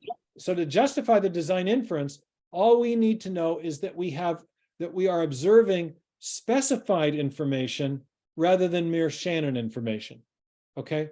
Now, that doesn't get into ontology. It's entirely a functional kind of analysis, but it is sufficient because we have uniform and repeated experience of minds producing one type of sequence and not the other. As now to the ontology. Okay, the reason ontology matters to me is because it's relevant to the nature of a human person. Right, Not the design argument. So keep going. Okay. Now, I'm very sympathetic to the idea that the ontology of information is inherently immaterial. And here's why. If I'm a old-fashioned boss and I'm going to send a message, I can dictate it onto a dictaphone. I could hand it to my secretary. The secretary could type it on a piece of paper. The paper could then be put into an old-fashioned fax machine, sent over a wire, received on the other end on an old-fashioned fax machine. Someone could take that message, type it into the computer, put it into Word, copy it in Word, put it into Outlook, send it over email around the world, and somebody else could have it come out in text form, then convert it to Morse code. Okay, how many different media have been involved in the transmission of that one bit of that one message? Right. Well, a whole bunch of them, but guess what? The message has been transmitted faithfully from here to Thailand, perhaps, through 5 or 6 different media of transmission, but no single material thing has passed from the boss's lips all the way to the person around the world who gets the message. Got it. But yet information has been transmitted. So whatever it is, it's not material. And because it issues in thought, it may be that information is just a way of talking about thought. It may be a purely mental phenomenon in the sense of its ontology, as well as the ontology of its origin. We have wanted to argue that the causal explanation involves mind, a mental ontology, but it may be the thing itself, the effect is also ontologically, it's at least ontologically immaterial. Got it. Thanks. That's helpful. And your question just forced me to say something that I've never articulated, so thank you. God bless you. Steve, if I could just raise, I really do think that the ontological definition of information is important to this, because our entire perspective on the natural world depends upon the inference to information. And the more I think about information, the more it seems to me to be related to intentionality and to teleology. That is, that Very good. something has information if it has reference to something outside of itself. And it tends to manifest purposes. So that I think that's a good direction to go in an ontological definition of information. I see information as another way of saying intentionality and teleology. And that's what we mean by meaning. It's also but we don't want to hang our definition of specified information in biology purely upon notions of meaning, because we can have symbol strings that may not have a meaning to an agent. For example, computer code in a machine or digital code in a cell, and yet they issue from an agent. Right. But what we wanted to say is that it's the conjunction of an improbable arrangement of characters that performs a function, but function is very closely aligned to notions of teleology and purpose. Right. I think you're on. So in other words, we want to say meaning is a special class of function, but function is the key thing plus improbability of arrangement that gives us specified information, not just Shannon information. So I think you're absolutely right. And I've also been saying that the design research program will be importantly advanced by the contributions of philosophers of mind and scientists who are thinking about these questions of the ontology of information. So this is terrific. Here's an interesting thought question that I think I know the answer to, but I'd love your input on it. If DNA were not the basis for our genetic structure, but we discovered DNA in nature, but it didn't have a genetic purpose, would we infer intelligence behind it? I think we need the larger context of the cell to know what it is doing. So it kind of has to mean something. In the sense of John Lennox likes to talk about DNA as having meaning in the sense that it codes for the specific arrangement of the amino acids, right, allowing those peptide chains to fold and do something and perform functions. So it's that context within molecular biology, within a cell, that enables us to show that there is an independent functional importance to the sequence that allows us to realize it's not mere Shannon information, but it's Shannon plus function. Thank you. Can I ask a question? Doesn't your illustration also show that the immaterial nature of information is an objective, testable, falsifiable fact? Because we can prove that several different media have the exact same information in common without needing to have any physical qualities in common. So whatever it is they have in common is not physical. That's a really good point. We're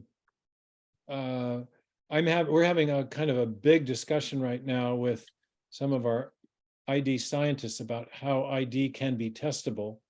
And I've been making some of the points I made at the start of the lecture about just the logic of scientific testing and confirmation can apply to an immaterial hypothesis as well as a material one. I'm trying to get my slides back here. Let me see. There we go. Oh, because I wanted to show you something really, really fantastically interesting about the DNA molecule.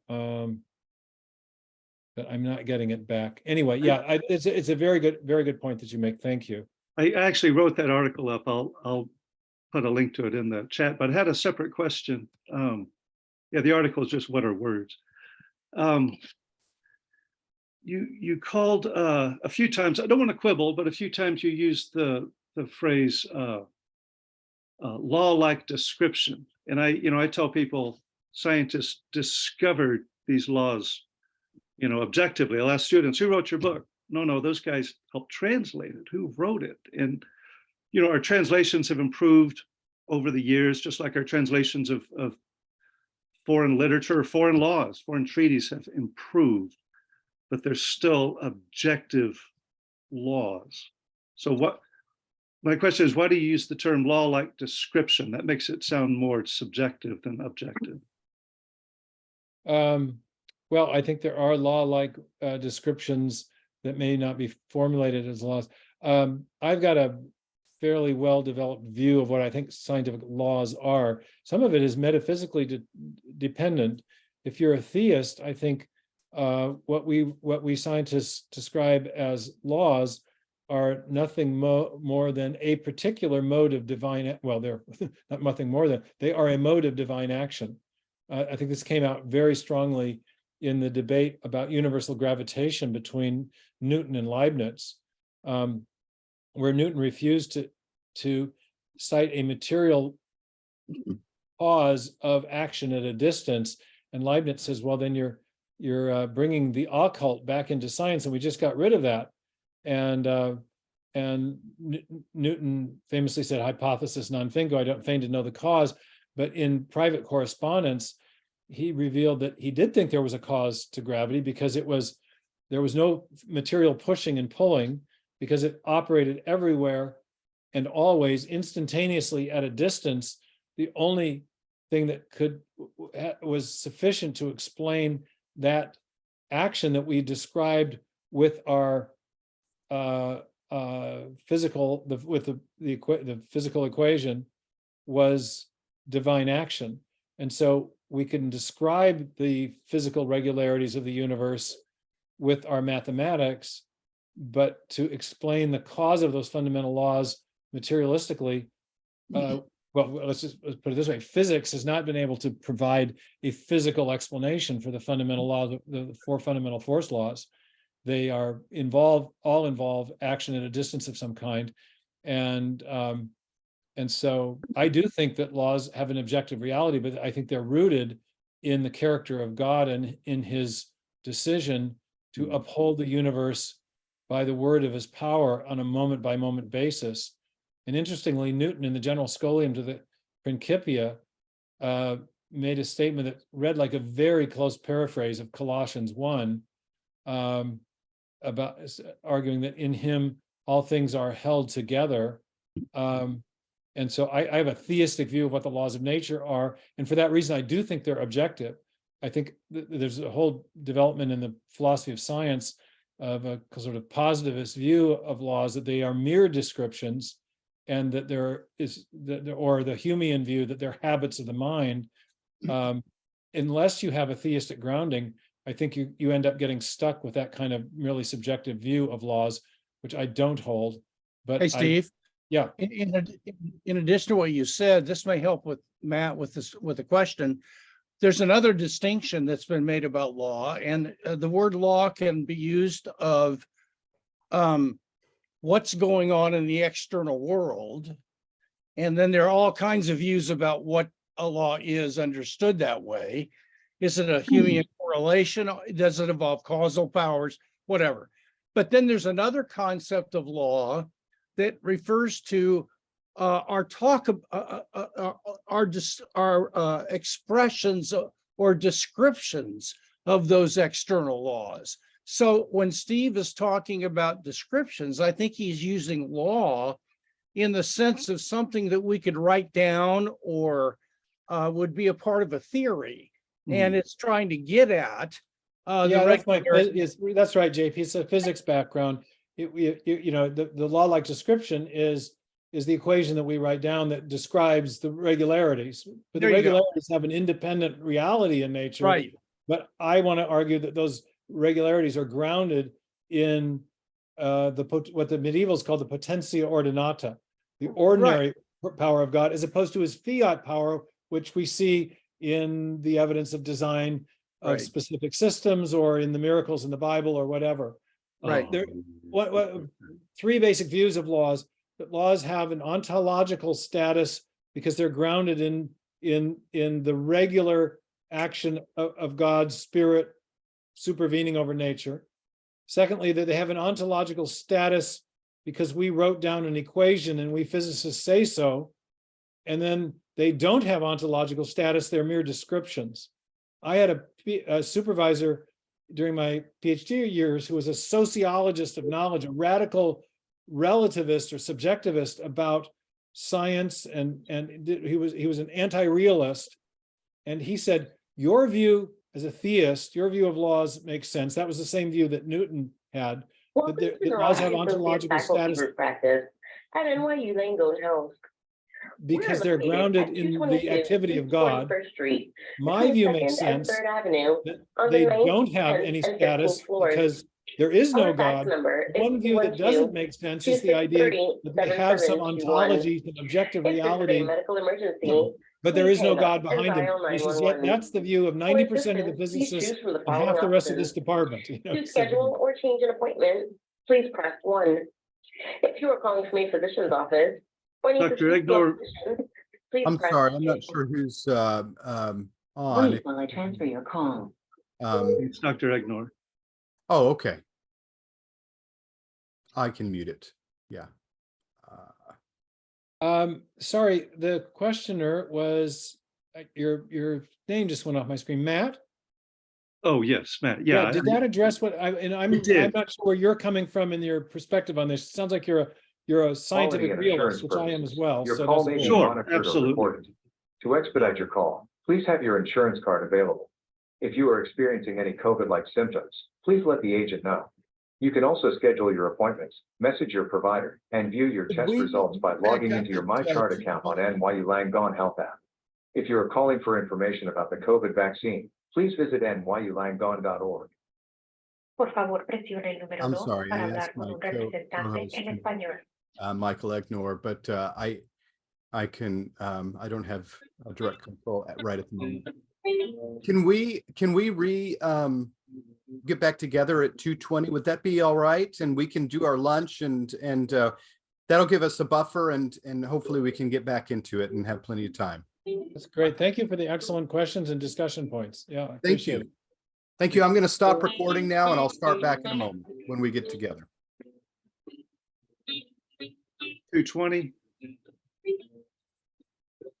2:20. If you would like to see a provider right away, NYU Langone Health offers virtual urgent care appointments. Adults and children ages 5 and older can schedule a video visit with an urgent care physician, weekdays from 6:30 a.m. to 12 a.m. and weekends and holidays from 8 a.m. to 12 a.m. You can also schedule and access your appointment from a mobile phone, tablet, or computer via the NYU Langone Health app or at Michael? nyulangone.org. Michael Egnor, can you hear me? Urgent care. Your microphone is on. Michael, your microphone is on. We can hear your phone.